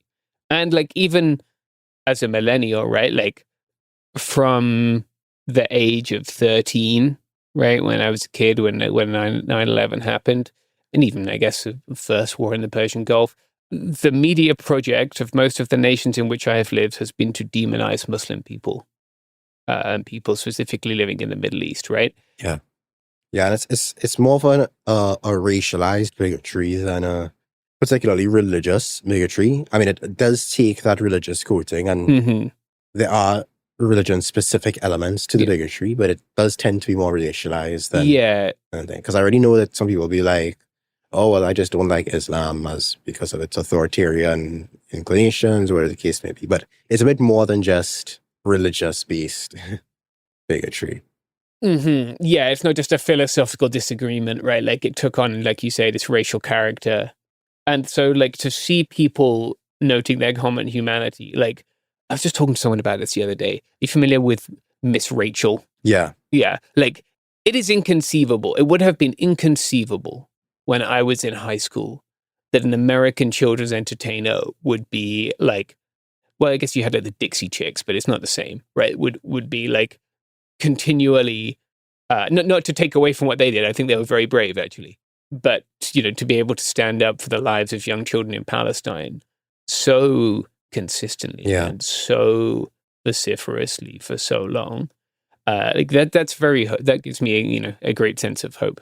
Yeah, that really, I think, is an indication of just how much there has been a shift. And of course, she has been bullied and targeted relentlessly since, but it does indicate that people are willing to face that kind of bullying and face that kind of attack, that, I suppose, segment of empire for the sake of standing up for what's right. Yeah, I guess I think it's so, it's impressive, right? That like yeah, people have bullied and attacked her, but like also she has been so brave and so consistent, and not just Miss Rachel, to be clear. There are many, many other people who've done this and has been able to continue to do that because so many people have been like, no, these are just children. Why the fuck are you, why are you arguing that it's wrong to say we shouldn't kill children? What the fuck is wrong with you? Yeah, a lot of people showed up against the war in Iraq too, but like it's good to see that media project has not succeeded, because it's been 2 decades of my life that it's been trying to succeed. Yeah. I think that we've been seeing some very familiar dynamics across the geopolitical crises that I've sort of mentioned there.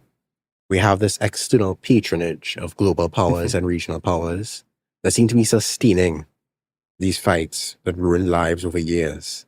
Because if they wouldn't get in that constant flow of money for weapons and weapons support and military support, these wars would not be able to last as long as they have.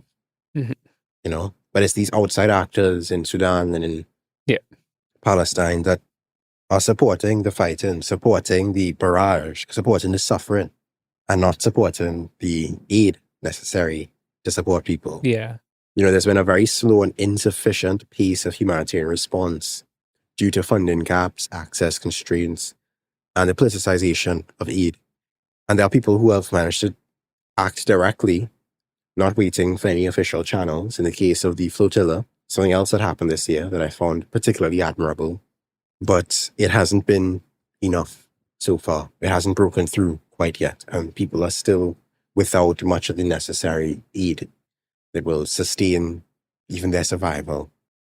We also see that even as these wars are raging in these regions, in many cases, the extraction is continuing, particularly in Congo and Sudan.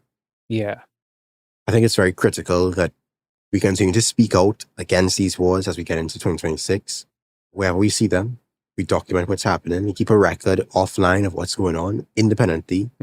Because another thing I've noticed this year is how blatantly the news media is showing its colors, and that's where independent media is meant to fill the gaps, even though it may not have as many resources as mainstream media.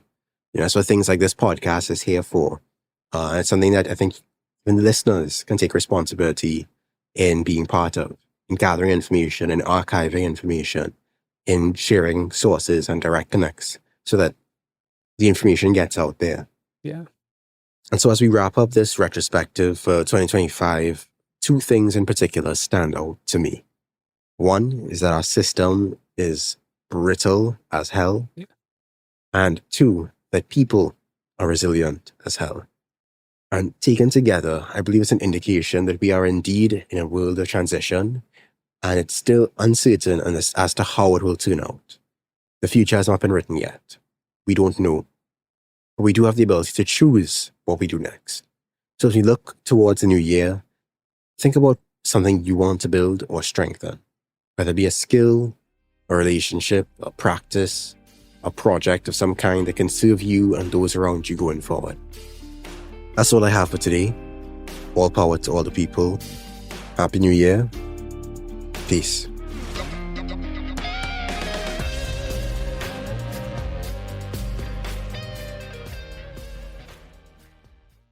Support for the show comes from Public, the investing platform for those who take it seriously. On Public, you can build a multi-asset portfolio of stocks, bonds, options, crypto, and now generated assets, which allow you to turn any idea into an investable index with AI. It all starts with your prompt. From renewable energy companies with high free cash flow to semiconductor suppliers growing revenue over 20% year over year, you can literally type any prompt and put the AI to work. It screens thousands of stocks, builds a one-of-a-kind index, and lets you backtest it against the S&P 500. Then you can invest in a few clicks. Generated assets are like ETFs with infinite possibilities, completely customizable and based on your thesis, not someone else's. Go to public.com/podcast and earn an uncapped 1% bonus when you transfer your portfolio. That's public.com/podcast. Paid for by Public Investing. Brokerage services by Open to the Public Investing Inc. Member FINRA and SIPC. Advisory services by Public Advisors LLC, SEC registered advisor. Generated assets is an interactive analysis tool. Output is for informational purposes only and is not an investment recommendation or advice. Complete disclosures available at public.com/disclosures. Hey, this is U.S. Olympic gold medalist Tara Davis-Woodhull. And I'm U.S. Paralympic gold medalist Hunter Woodhull. As athletes, our lives are about having a clear path. And a team that you can absolutely trust. So when it came to getting the best mortgage, we chose PennyMac. PennyMac is proud to be the official mortgage provider of Team USA and you. Learn more at pennymac.com. PennyMac Loan Services, LLC, Equal Housing Lender, NMLS ID 35953. Licensed by the Department of Financial Protection and Innovation under the California Residential Mortgage Lending Act. Conditions and restrictions may apply. Tired of spills and stains on your sofa? Wash away your worries with Anabay. Anabay is the only machine washable sofa inside and out, where designer quality meets budget-friendly prices. That's right, sofas start at just $699. Enjoy a no-risk experience with pet-friendly, stain-resistant, and changeable slip covers made with performance fabric. Experience cloud-like comfort with high-resilience foam that's hypoallergenic and never needs fluffing. The sturdy steel frame ensures longevity, and the modular pieces can be rearranged anytime. Shop WashableSofas.com for up to 60% off site-wide, backed by a 30-day satisfaction guarantee. If you're not absolutely in love, send it back for a full refund. No return shipping or restocking fees. Every penny back. Upgrade now at WashableSofas.com. Offers are subject to change, and certain restrictions may apply. Flag football is exploding, and iFlag is leading the way. As the Guinness World Record holder, iFlag hosts premier flag football tournaments nationwide for boys, girls, high school girls, and adults. From first-time players to elite competitors, iFlag delivers top-level competition, unforgettable experiences, and a community built around the game. Ready to be part of it? Join the movement. Find your tournament and learn more at iflag.org. That's iflag.org.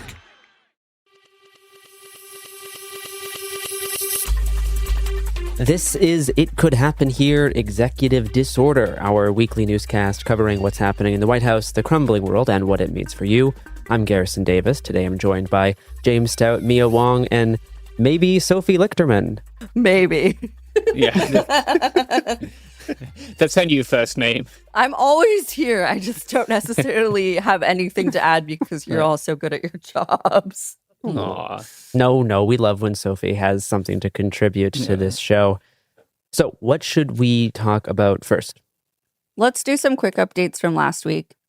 As we mentioned in the episode description last week, we recorded prior to an incident that happened in Portland where 2 people were shot by Border Patrol or ICE, very unclear. There was not a lot of information given out.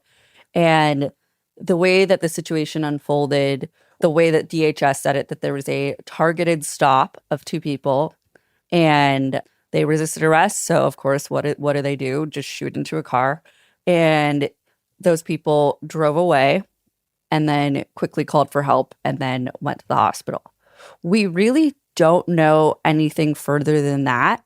I watched many press conferences from Oregon and Portland officials, including the governor and the mayor, talking about the situation. Everybody's pretty horrified by it locally, but that's not the story we were getting from DHS. I can read the statement if you guys want. Okay. Yeah. Since Robert's not here. Robert was at CES, but was also following the story very closely and did some reporting on his Blue Sky, if you want to go back and look at that. But the statement from DHS said, at 2:19 PST, U.S. Border Patrol agents were conducting a targeted vehicle stop in Portland, Oregon. The passengers of the vehicle and target is a Venezuelan illegal alien affiliated with the transnational gang Tren de Agua, prostitution ring, and involved in a recent shooting in Portland. The vehicle driver is believed to be a member of the vicious Venezuelan gang Tren de Agua. They love to just throw that out there. Yeah. When agents identified themselves to the vehicle occupants, the driver weaponized his vehicle and attempted to run over the law enforcement agents. Fearing for his life and safety, an agent fired a defensive shot. The driver drove off with the passenger, fleeing the scene. The situation is evolving and more information is forthcoming. That was on January 8th at about 5 p.m. Pacific. And that's their take. That's their go-to move. The excuse for randomly shooting at a car is that they were weaponizing the vehicle towards the agent. We really don't know much further than that. Mia, do you have anything you want to add? Yeah. So I think we should make 2 things clear. One, both of the people who were shot have survived, which is good. Yeah. Yes. It's also worth noting that, so the day we are recording this on the 14th, there was a report released by Del Cameron and Ryan Shapiro at Wired talking specifically about how they got a bunch of intelligence documents from the Trump administration about Trendagua. And to briefly summarize the article, I'm just going to quote the subtitle of it because it gives a good representation of what is in the actual intelligence documents. That's all the info we need. Yeah. Hundreds of records obtained by Wired shows thin intelligence on the Venezuelan gang in the United States, describing fragmented, low-level crime rather than a coordinated terrorist threat. So they can barely even find existence of this group in the United States. These two people, I am 99. I would stake my life on none of the stuff in that report about them being in this Venezuelan criminal organization being true. Almost everything that has come out of Homeland Security, as we've talked about with every other previous shooting, almost everything that comes out of Homeland Security is a lie. So, yeah, we will probably in the coming weeks figure out what actually happens. But unfortunately, right now, we're relying on a combination of Portland government officials who are somewhat more reliable and the Department of Homeland Security, which is utterly unreliable. Yeah. I do have one thing to note here. As for what the local officials in Portland are saying, Portland Police Bureau Chief Bob Day started a January 10th press conference by saying, quote, "Recently I read the Declaration of Independence for the first time," unquote, and then stated that the two victims of the shooting have, quote, "some nexus to involvement with Trendagua."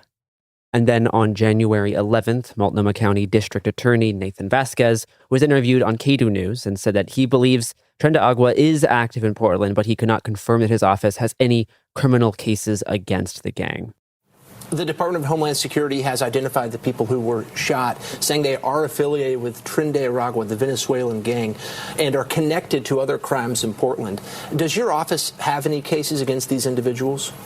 You know, these are all things that we're going to be looking at and going through very carefully as we evaluate the case. One, to make sure that if there are other pending matters out there that they're taken care of, but also just to make sure we get a full picture of what's going on in the situation. Do you have any knowledge of whether Trendagua is active in Portland and Multnomah County? It's certainly something that we have seen, and we are working on with our local law enforcement. We've seen them in our area. They are one of kind of a host of different groups or individuals out there that are engaged in criminal activity, and it's something that we're working on. Just a lot of biased disinformation and misinformation. Yeah. We don't actually really know what happened, but I am grateful that those folks did not lose their lives, unlike Renee Good. Yeah, and I also briefly want to mention here about Renee Good. There's been an attempt by the Department of Justice. A bunch of people at the Department of Justice have resigned rather than attempt to prosecute Renee Good's wife. 6 high-level prosecutors have resigned in the past week. And this has been a very, very standard reaction from law enforcement when they don't kill someone or when there's someone else on the scene. A few months ago, ICE shot a woman in Chicago. She thankfully survived, but they also charged her afterwards. So this is a very, very standard practice, and they are right now trying this on Renee Good's wife after she watched her fucking wife get killed in front of her. Yeah. So I know people have also been waiting for updates on Iran. We have an episode that came out. It will have come out on Wednesday, 2 days before this comes out. So if you'd like to know more about what's happening in Iran, we had a really excellent talk with Gorain, and I would suggest you go back and find that episode. And I wanted to update people on what is happening in Syria, I guess specifically northern Syria right now. So the two neighborhoods, Sheikh Maqsood and Esafriya, those are both neighborhoods in Aleppo, right? They're sometimes characterized as Kurdish neighborhoods, but like Yazidi people live there. There are various Christian people living there as well, right? Like it's not 100% Kurdish. I think sometimes there's a tendency among people who write about Syria to see things as ethnic monoliths, and I think that is not the way to approach these things. But anyway, both of those neighborhoods have now been fully seized by the Syrian transitional government. Some SDF fighters were bused back to Kamishlo, which is the capital of the AANES, sometimes known as Rojava. fighting is now moving closer to the Euphrates, right, closer to the core of what people will call Rojava. I think at a minimum, the goal is probably to remove the SDF from any areas that are not majority Kurdish. So right now they're fighting in Der Hafa. They will begin fighting, or there have already been drone attacks in other areas as well. In Aleppo, the Syrian Observatory on Human Rights, which is a Britain-based human rights organization, documented several war crimes. I'm going to quote here. SOHR documented 23 cases of extrajudicial executions and desecration of bodies in Sheikh Maqsoud and Al Asafriya, neighborhoods in Aleppo city in the past few days. Here are further details. The bodies of 15 members of the Internal Security Forces, Asaish, including bodies of 4 female members, were deliberately incinerated. A female member of the Asaish forces was killed during the clashes and her body was thrown from the top of the building. The reason they've been able to document these is that they're widely broadcast on Telegram, right? People are very proud of what are war crimes, right? The desecration of the remains. Jesus. At the same time, the Islamic State carried out 3 simultaneous attacks on the 12th of January, injuring several SDF personnel. And it seems that this whole debacle has put the peace process between the PKK. The PKK is a distinct entity from the SDF, right? But nonetheless, the PKK, I guess, is seeing Kurdish people killed in Syria and Turkish support, right? There have been some reports of Turkish drones being used or flying around there. So the KCK, if people aren't familiar, the KCK is the organization that brings together the different political groups in Kurdistan that broadly adhere to the political ideology or thought of Abdullah Öcalan, but take different approaches to that. The KCK released a statement saying, quote, the attacks on Sheikh Maqsoud and Asafriya and the preparations for attacks on the east of the Euphrates also call into question the ceasefire between our movement and Turkey and the ongoing peace and democratic society. That is not great, right? Yeah. This is a place where people have been at war, killing and dying for more than a decade, and it's very sad to think of more killing and dying happening there. Gare, I know you wanted to talk a little bit about some domestic terrorism, I guess, some actual domestic terrorism, an arson attack, right? Do you want to talk about that? Yes. On Saturday, January 10th, the Beth Israel Congregation Synagogue in Mississippi, an historic synagogue, the oldest in the state that was once targeted by the KKK, was set on fire in the middle of the night, damaging the interior of the building.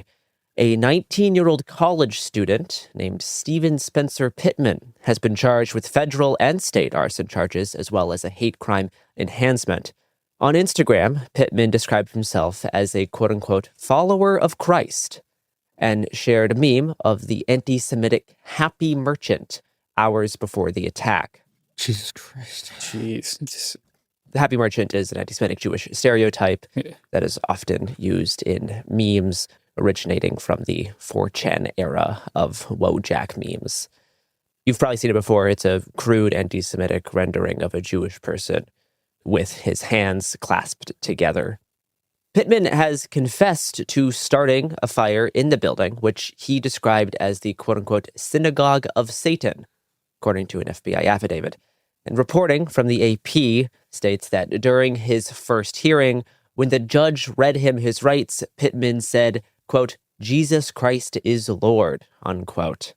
According to the FBI affidavit, Pittman texted his own father during the arson, sending a photo of the synagogue with the messages, there's a furnace in the back, hoodie is on, and they have the best cameras, unquote.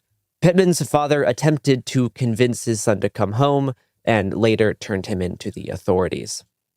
Pittman suffered burns to himself during this attack. He's the only person injured as a result of this incident. Thankfully. Glad he got hurt. Pittman's phone was found in the synagogue, damaged from the fire, though his location was able to be tracked via the Life 360 GPS tracking app, which shows a stop at a gas station where Pittman allegedly picked up gasoline before heading onto the synagogue. Great. What a fucking idiot. But yeah, I think this is the only synagogue in the state, right? Like, it's the oldest synagogue in the state. I doubt this is the only synagogue in Mississippi. The largest one, that's it, yeah. Yes. Yeah. It's like the most famous one from the state. Yeah. And like you said, it was attacked by the Klan before. Didn't he attack the same part of the synagogue that the Klan previously burned? I don't have that in my notes, but that is it seems like that's possible. what he was same vibes. No, he did say that he did a lot of research on the target and that he needed a home run in communications to his father. And Pittman was a baseball player in the state. There's not much more to say about this. Like, this is a weirdo Instagram Christian Zoomer who also offered like a fitness service. It's unclear how real this is or if he had customers, but he was offering faith-based fitness transformations. Jesus. Yeah, that's the thing. Like, you have a little bit of the Christian looks Maxer vibe going on with him, as well as sharing a series of anti-Semitic posts made on Instagram. Yeah. Did you see this Deborah Lipstadt tweet, Gare? No. So Deborah Lipstadt, right, who was previously the envoy on anti-Semitism, posted 823 on January 11th. This is a major tragedy, but it's more than that. It's an arson attack and another step in the globalization of the Intifada. That does not seem to be the case. No, but this is pretty way off base, in fact, right? But I think it's still rather telling that this is not like a Hamas anti-imperialist Zoomer red triangle in bio type guy. This is a right-wing Christian nationalist, college athlete Christian Zoomer, who shares anti-Semitic memes on Instagram. This is a pretty standard, pre-2022 type of synagogue attack. Yeah. In fact, the fire was started right in front of a Tree of Life memorial plaque in the synagogue. Jesus Christ. Oh, God. Of course it was. Yeah.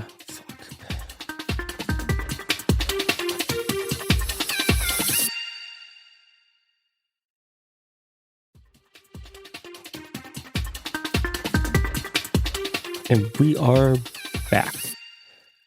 So the thing I thought I was going to be talking about this week was a Supreme Court ruling on Trump's tariffs. However, the Supreme Court, contrary to the expectations of basically everyone, didn't actually release a ruling on the tariff stuff today. We have no idea when they're going to release that. However, instead of that, we got one of the most bizarre and extraordinary statements and videos I have ever seen from someone who was even remotely affiliated with the U.S. government. So on Sunday, Federal Reserve Chair Jerome Powell released, I don't even have a good reference for what this is. The closest thing I can think of is it's a kidnapping video, but it's more like a help I'm about to be kidnapped video, in which he says, quote, "The Department of Justice served the Federal Reserve with grand jury subpoenas threatening a criminal indictment related to my testimony before the Senate Banking Committee last June." So this is nominally about cost overruns, effectively, in renovations of the Federal Reserve. If anyone has ever paid attention to any single U.S. government project ever, you will know that there are cost overruns on most projects. This is just how the government works, because you come in with your little bid that's below what the actual cost is going to be, and then it costs more than that. Now, this investigation is being run directly into Jerome Powell. And by the way, this statement was published on the Federal Reserve's. This is like an official statement from the Federal Reserve Board. Yeah. So he also says later in the statement, quote, "The threat of criminal charges is a consequence of the Federal Reserve setting interest rates based on our best assessment of what will serve the public rather than following the preferences of the president. This is about whether the Fed will be able to continue to set interest rates based on evidence and economic conditions, or whether instead monetary policy will be directed by political pressures or intimidation." This is extraordinary. They got 16 other central bank leaders from around the world, and we're talking about Norway to Indonesia, to submit a letter expressing, where they used the word solidarity to express their support of Powell. I cannot emphasize enough. Do you know how bad it is to get central bank leaders to say the word solidarity? Yeah. Now, this is following a Trump 2 pattern of using the DOJ to attack their political enemies. Today, the 14th, as we're recording this, also saw the beginning of an investigation into Senator Elisa Slotkin over her participation in a video a few months ago encouraging U.S. troops to disobey illegal orders. Mark Kelly, who was also in that video, was also targeted with a Pentagon investigation over the video. So this has become very common. However, Jerome Powell is a Trump 1 appointee. So this is someone who is also, and this is something that's worth mentioning. Powell is very popular in conservative circles, largely outside of a very, very immediate circle of people around Trump who want the president to be able to control the interest rate. Now, I'm going to do a full episode about this probably next week, but the independence of the central bank is one of the core pillars of the global reputation and stability of the US dollar. Now, I'm not saying here that the central bank is good. I'm saying that this is how the entire world economic system operates, right? It is based on the central bank operating as a series of quasi-public but still technically non-government entities that make independent decisions on interest rates. Now, Fed interest rates effectively, and I'm saying effectively here because I'm simplifying a very complicated set of economic interactions into one sentence, but they effectively set interest rates for bank loans in the broader economy, which in turn has a massive impact on how fast or slow the economy grows. And the Fed uses this as a tool to control inflation and unemployment through basically a single macroeconomic policy lever. The Fed does much, much more stuff than this. I will get into this in the other episode. It has a series of unbelievably crucial functions. But what is happening here is the Trump administration attempting to directly seize control of the Fed. And this is a nightmare. The actual mechanisms at work here in terms of the relationship between interest rates and the Fed's economic policy toolkit and inflation are not well understood even by the Fed, which is something you can get if you go read the Federal Reserve documents. It's very complicated. It's all contested. But it is the Fed's job to be able to do this, and they will admit they're not incredible at it. If the Trump administration is running this directly, the Trump administration has absolutely no idea how any of this stuff works. Yeah. This is giving them the keys to the global economy, and they are going to just start pushing buttons.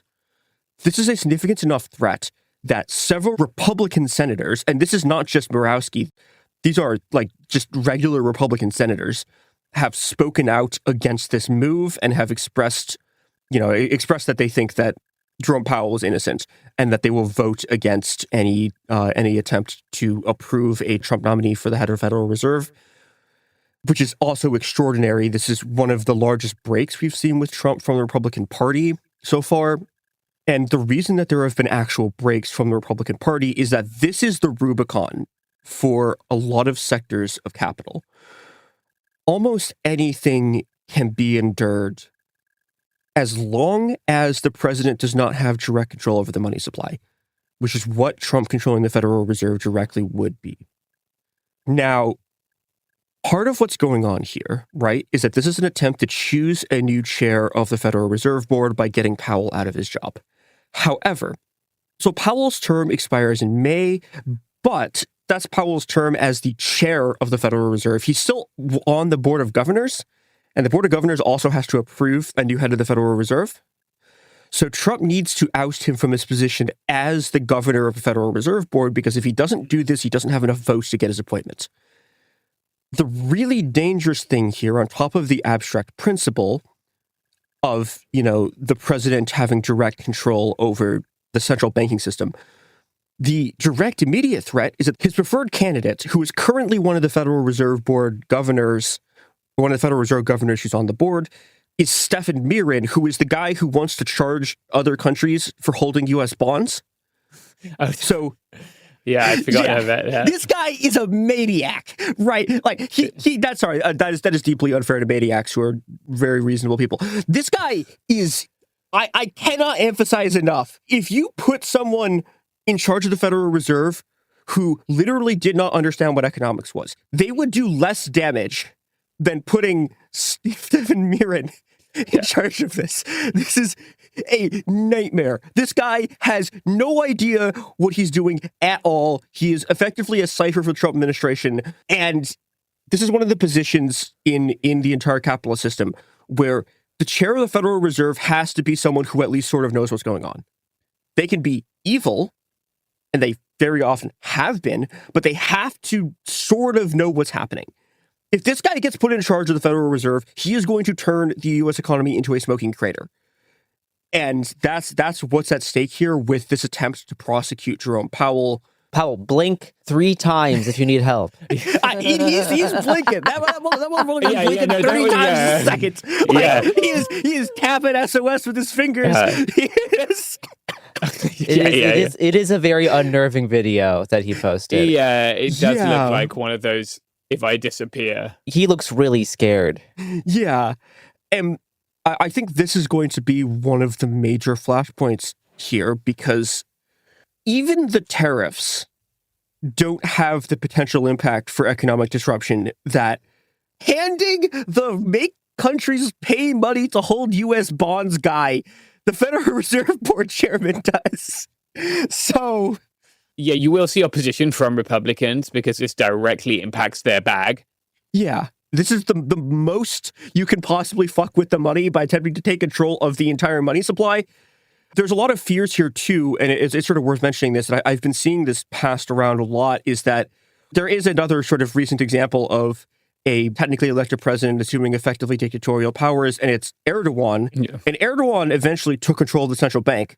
And to get a sense of how that's going, the inflation rate in Turkey right now is currently 30%. And everyone is celebrating because it's below 31%. And this is the lowest the inflation rate has been in ages. It was like 70% when they first started this. And it was 50% last year. And they've gotten it down to a mere 30% inflation rate. Yeah, things going well. So this is the kind of thing that's on these people's minds because they all understand this. And this is not the Turkish central bank. Turkish central bank is obviously important in the world economy. This is the United States central bank. This is a question of the fundamental legitimacy of the dollar as the world reserve currency and of the premier currency in the world economy. So we will see what happens as this continues to unfold, but this is probably the premier economic fight of the entire Trump administration. And we will continue to update it as we learn more about how this is going to go. So I want to talk about something that came to my attention over the break here. I feel like we should utilize a banking segue, in my opinion. Okay, fine. Yeah, fine. Talking of banks and of centralizing bank power under the state. There you go. Let's talk about an organization that once began as a member of the KPD. We're going to talk about Germany, and specifically, I want to talk about an organization called Rote Hilfe, Red Aid. Don't really speak German, so if I've pronounced that wrong, I hope you'll understand. Why we're talking about Rote Hilfe is that we, a few months ago, reported on the State Department adding various European organizations to its FTO list, foreign terrorist organization, right? And we wondered what this was about and what it would mean. We are now starting to see a little bit of what it would mean, because Rote Hilfe, Red Aid, has had its bank accounts closed in Germany. It had accounts with 2 different banks, both of which had sort of broadly social or ecological missions, right? They were sort of progressive banks, I guess, if such a thing can exist. Because these banks are concerned with being sanctioned and effectively locked out of the United States SWIFT system for doing business with a terrorist organization. Just to give some background on the org, I guess, there's not a direct lineage from the KPD to this, but there was an organization of the same name from which it sees itself as descended, set up by the German Communist Party, which of course was dissolved by the Nazis. Today, what they do is they do legal aid stuff. They appear to send observers out to protest, to kind of document state violence. They have done some aid for asylum seekers. It has grown massively. It's doubled and then doubled again in the last decade in terms of membership, right? And there have been attempts to ban it from the domestic right. In Germany, I've linked to one of the AfD ones in the show notes if people want to read it. But it being unbanked is effectively going to be fatal for the organization, right? It can't provide legal aid, it can't provide legal support if it doesn't have a place to store its money. I mean, I guess it could just have a big box of cash, but it's going to make it very hard for the organization to take donations or to allocate the money that it has. So this is something we might see more, right? Certainly in Germany, because Antifa Ost is the organization that was sanctioned, but potentially also in other places. Talking of having no money, here are some advertisements that can liberate you of some of yours.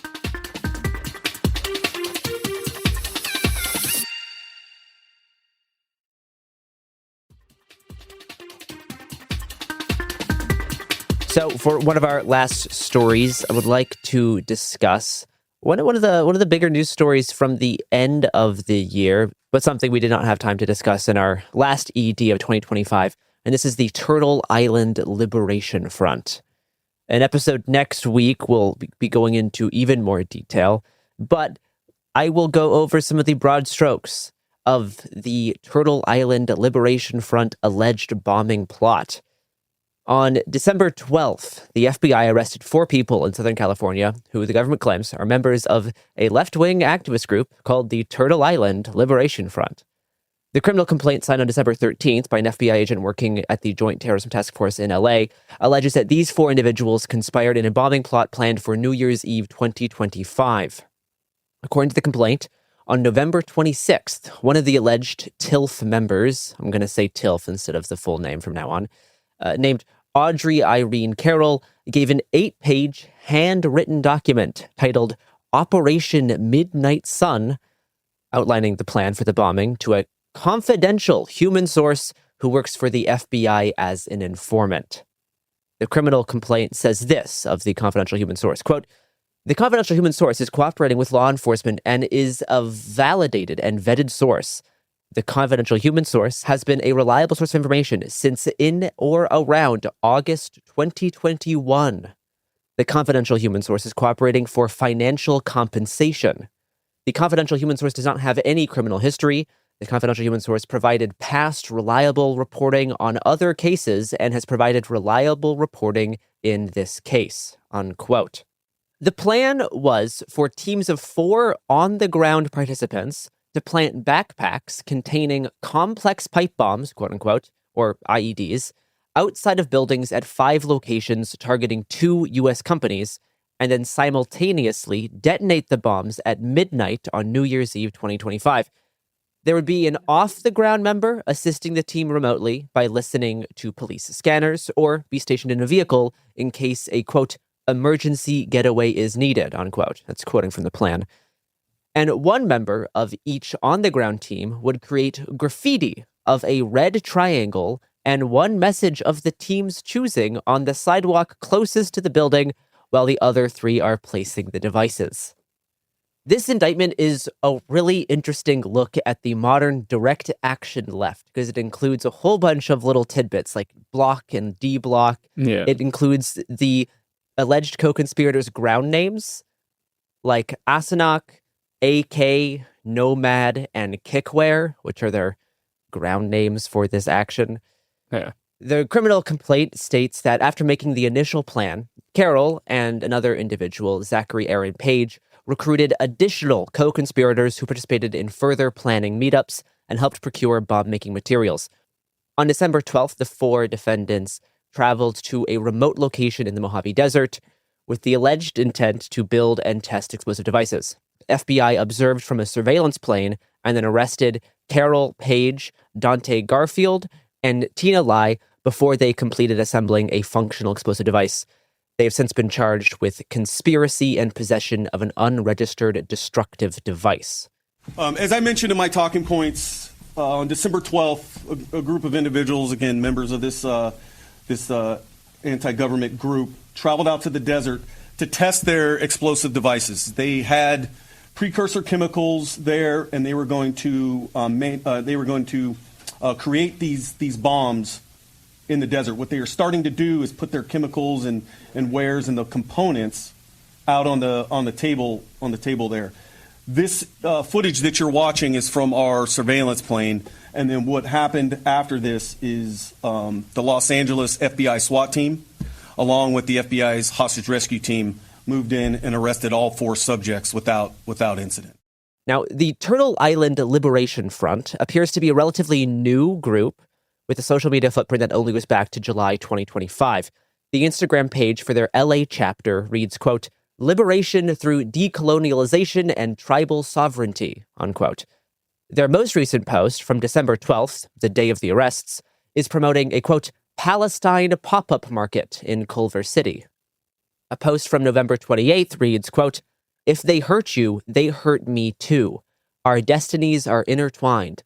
Liberation for one must mean liberation for all. The empire must fall. And from within the belly of the beast, we must be the ones to dismantle it. Revolution is the only way. Stop, quote, peaceful protesting, unquote.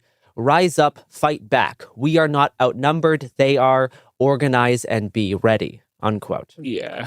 The FBI source met with two TILF members in late November, Carol and Paige, and during this meeting, Carol gave the FBI source the handwritten bombing plot and retained 3 to 4 additional copies of this plan.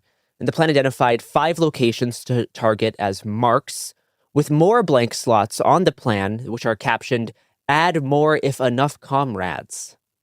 According to the criminal complaint, these targets were, quote, "property and facilities operated by 2 separate companies that are used or engaged in activities affecting interstate and foreign commerce," unquote. These are Amazon distribution type facilities. They've not specifically confirmed that they are Amazon facilities, but they are these sorts of like global shipping facilities. One of the things I find really interesting about this criminal complaint is the way that this FBI agent describes direct action tactics and the Turtle Island Liberation Front members' like security practices throughout the planning of this action. This is quoting from the criminal complaint. Quote, "The plan described multiple operation security measures the co-conspirators should take to conceal their identities, such as the use of a burner phone that would be disposed of after the bombings by, quote, submerging it in a concrete brick after destroying the SIM and then disposing of the brick in a body of water," unquote. The target date of the operation, New Year's Eve, was identified as an opportune time because, quote, "fireworks will be going off at the time, so the explosions will be less likely to be noticed as immediately as any normal day," unquote. The plan emphasized that, quote, "absolutely no mistakes can be made," unquote. The plans outlined the use of, quote unquote, black block over top a layer of, quote unquote, casual gray block on top of normal street clothes, and noted to keep hair very tightly concealed and to wear gloves for the purpose of avoidance of leaving behind DNA. The plan further instructed that participants should leave their personal devices at home and make sure that devices were set up to stream a long movie during the time of the attacks as to craft an alibi or quote-unquote plausible deniability by having it appear as though the actor was actively using their devices. The plan discussed pre-operational surveillance of targets, identification of D-block or D-clothing locations, and not leaving, quote, anything other than IEDs behind, unquote, as they could not, quote, risk any evidence tracing back to us, unquote. The plan also noted the benefit of placing a small pebble in a shoe to alter natural gait to obfuscate their identification. Instructions on how to purchase materials to construct a pipe bomb suggested using cash only, purchasing only in small quantities to avoid suspicion, and splitting purchases amongst a team rather than individually, unquote. This is the type of stuff I find really interesting, is this emphasis on all of these, OPSEC, like operational security measures, all while working with an FBI informant from the very start of the operation and then recruiting another one during the planning stages. During a meeting on December 7th, 3 Turtle Island Liberation Front members, at least, met both with the confidential human source as well as an undercover FBI employee while trying to recruit more members to join this operation, both of whom accompanied the Turtle Island Liberation Front members as they traveled to the Mojave Desert on December 12th to allegedly build and test out explosive devices for the direct action. There's a lot more information in the indictment, as well as some news that has happened since then, like an arrest in Louisiana, also tied to Turtle Island Liberation Front. But we will discuss those in a future episode. As of now, 3 defendants in this case have pled not guilty, and the 4th is set to be arraigned on January 20th. Are you planning on doing that next week, Garrett? Yes, there will be an episode next week. Cool. Going into more details about this group, their politics, as well as the FBI undercover and informant and their level of involvement in this action, which has spurred a lot of discourse online about this being a quote-unquote like sting operation, about this being a quote-unquote psyop. Yeah, I guess I'll just say very briefly that the FBI, it's not their first time and it's not their last time probably doing something like this, right? Like you can look at many other cases and see FBI sort of CIs doing this kind of thing. So I think that context is important here. I just want to finish up with a migration update. First of all, DHS fractured the skull of a protester and blinded him by firing a less than lethal munition into his face at close range in Santa Ana this week. I've linked to an article for people who'd like to read more of that. Secondly, Judge Boasberg, who is the judge overseeing the case about the Alien Enemies Act, ordered the government to provide relief to Venezuelans sent to Secot. Marco Rubio provided a statement responding that doing so would, quote, materially damage U.S. foreign policy interests. Essentially, he's saying the state can't comply with the order to provide redress for wrongdoing by returning them, and it can't even give them due process, right? Because it has since kidnapped the president of Venezuela. In related news, senators, including Schmidt and Cruz, have called for Boasberg's impeachment. Cruz makes these allegations. They're pretty minor, and crucially and very unusually, both of them have been repudiated by the Administrative Office of United States Courts, which doesn't normally do this kind of thing, right? But in both cases, they've written letters kind of clarifying why Boasberg's conduct is totally normal. Both of Cruz's claims relate to decisions Boasberg made with which he disagrees. One pertains to a non-disclosure order that he gave so that Republican senators would not be notified of subpoenas of their phone records in the fake elector investigation. That was called the Arctic Frost investigation at the time, that looked at attempts to overturn the 2020 United States election. They're also trying to impeach Judge Boardman for a separate decision in which they feel her sentence for a person who pled guilty to attempting to murder Justice Kavanaugh was too light. And then just today, which is Wednesday of this week, as we're recording this, the State Department announced on X.com, the Everything website, that it is pausing visa processing for 75 countries, quote, whose migrants take welfare from the American people at unacceptable rates. The freeze will remain active until the US can ensure that new immigrants will not extract wealth from the American people. It's not clear what they are talking about. Are they talking about immigrant, non-immigrant visas, both of the above? Are they talking about people who have violated the public charge rule, or they just feel that any access of any benefit or state support is quote-unquote extracting wealth from the American people? If you do not know what the public charge rule is, luckily for you, I made a podcast about it in November of 2024. So you can scroll all the way back more than a year and find that. I will try and find it for you and include a link in the show notes. I think what's crucial here is that this will reduce dramatically the rate at which migrants access government services, right? Which are often very beneficial, especially when it comes to things like child nutrition, child welfare services, right? Finally, the State Department also posted on X.com, the Everything website, that it has revoked 100,000 visas, including 8,000 student visas in the last year. We have no way of verifying that. If you would like to email us, you can do so. Just email coolzonetips@proton.me. If you want it to be encrypted, you should use a Proton mail address as well. We reported the news. We reported the news.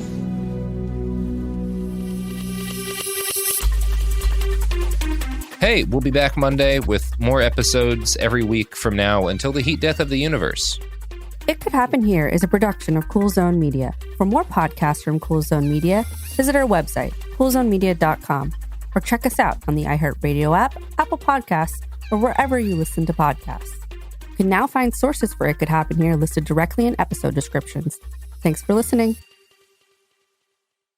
Time for a sofa upgrade? Introducing Anabay Sofas, where designer style meets budget-friendly prices. Anabay brings you the ultimate in furniture innovation with a modular design that allows you to rearrange your space effortlessly. Perfect for both small and large spaces, Anabay is the only machine-washable sofa inside and out. Say goodbye to stains and messes with liquid and stain-resistant fabrics that make cleaning easy. Liquids simply slide right off. Designed for custom comfort, our high-resilience foam lets you choose between a sink-in feel or a supportive memory foam blend. Plus, our pet-friendly, stain-resistant fabrics ensure your sofa stays beautiful for years. Don't compromise quality for price. Visit washablesofas.com to upgrade your living space today. Sofas start at just $699 with no risk returns and a 30-day money-back guarantee. Get up to 60% off plus free shipping and free returns. Shop now at washablesofas.com. Offers are subject to change and certain restrictions may apply.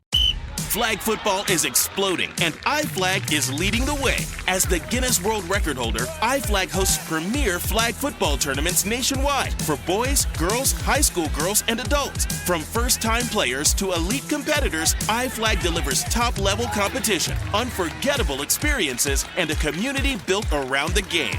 Ready to be part of it? Join the movement. Find your tournament and learn more at iflag.org. That's iflag.org. Discover a spectacular island destination with crystal blue seas, endless sunshine, and the cool Bahamian breeze. Baha Mar, located in Nassau, Bahamas, offers your choice of 3 luxury hotels: the richly refined Rosewood, the playfully hip SLS, and the stylishly modern Grand Hyatt. With over 45 restaurants, bars, and lounges, Baha Mar serves up delicious dining from world-renowned chefs like Daniel Boulud and Marcus Samuelson. Nightlife venues like the new John Batiste Jazz Club and the Caribbean's most luxurious casino. At Baha Mar, you'll find every pleasure under the sun and one-of-a-kind experiences for the entire family, like Baha Bay, our 15-acre lush tropical water park, interactive wildlife experiences, including our daily flamingo parade, world-class golf, tennis, spa, and so much more. Visit bahamar.com today and discover a vacation destination where memories are made for a lifetime. Baha Mar, life spectacular. This is Jacob Goldstein from What's Your Problem? Business software is expensive, and when you buy software from lots of different companies, it's not only expensive, it gets confusing, slow to use, hard to integrate. Odoo solves that because all Odoo software is connected on a single affordable platform. Save money without missing out on the features you need. Odoo has no hidden costs and no limit on features or data. Odoo has over 60 apps available for any needs your business might have, all at no additional charge. Everything from websites to sales to inventory to accounting, all linked and talking to each other. Check out Odoo at odoo.com. That's odoo.com. This is an iHeart podcast. Guaranteed Human.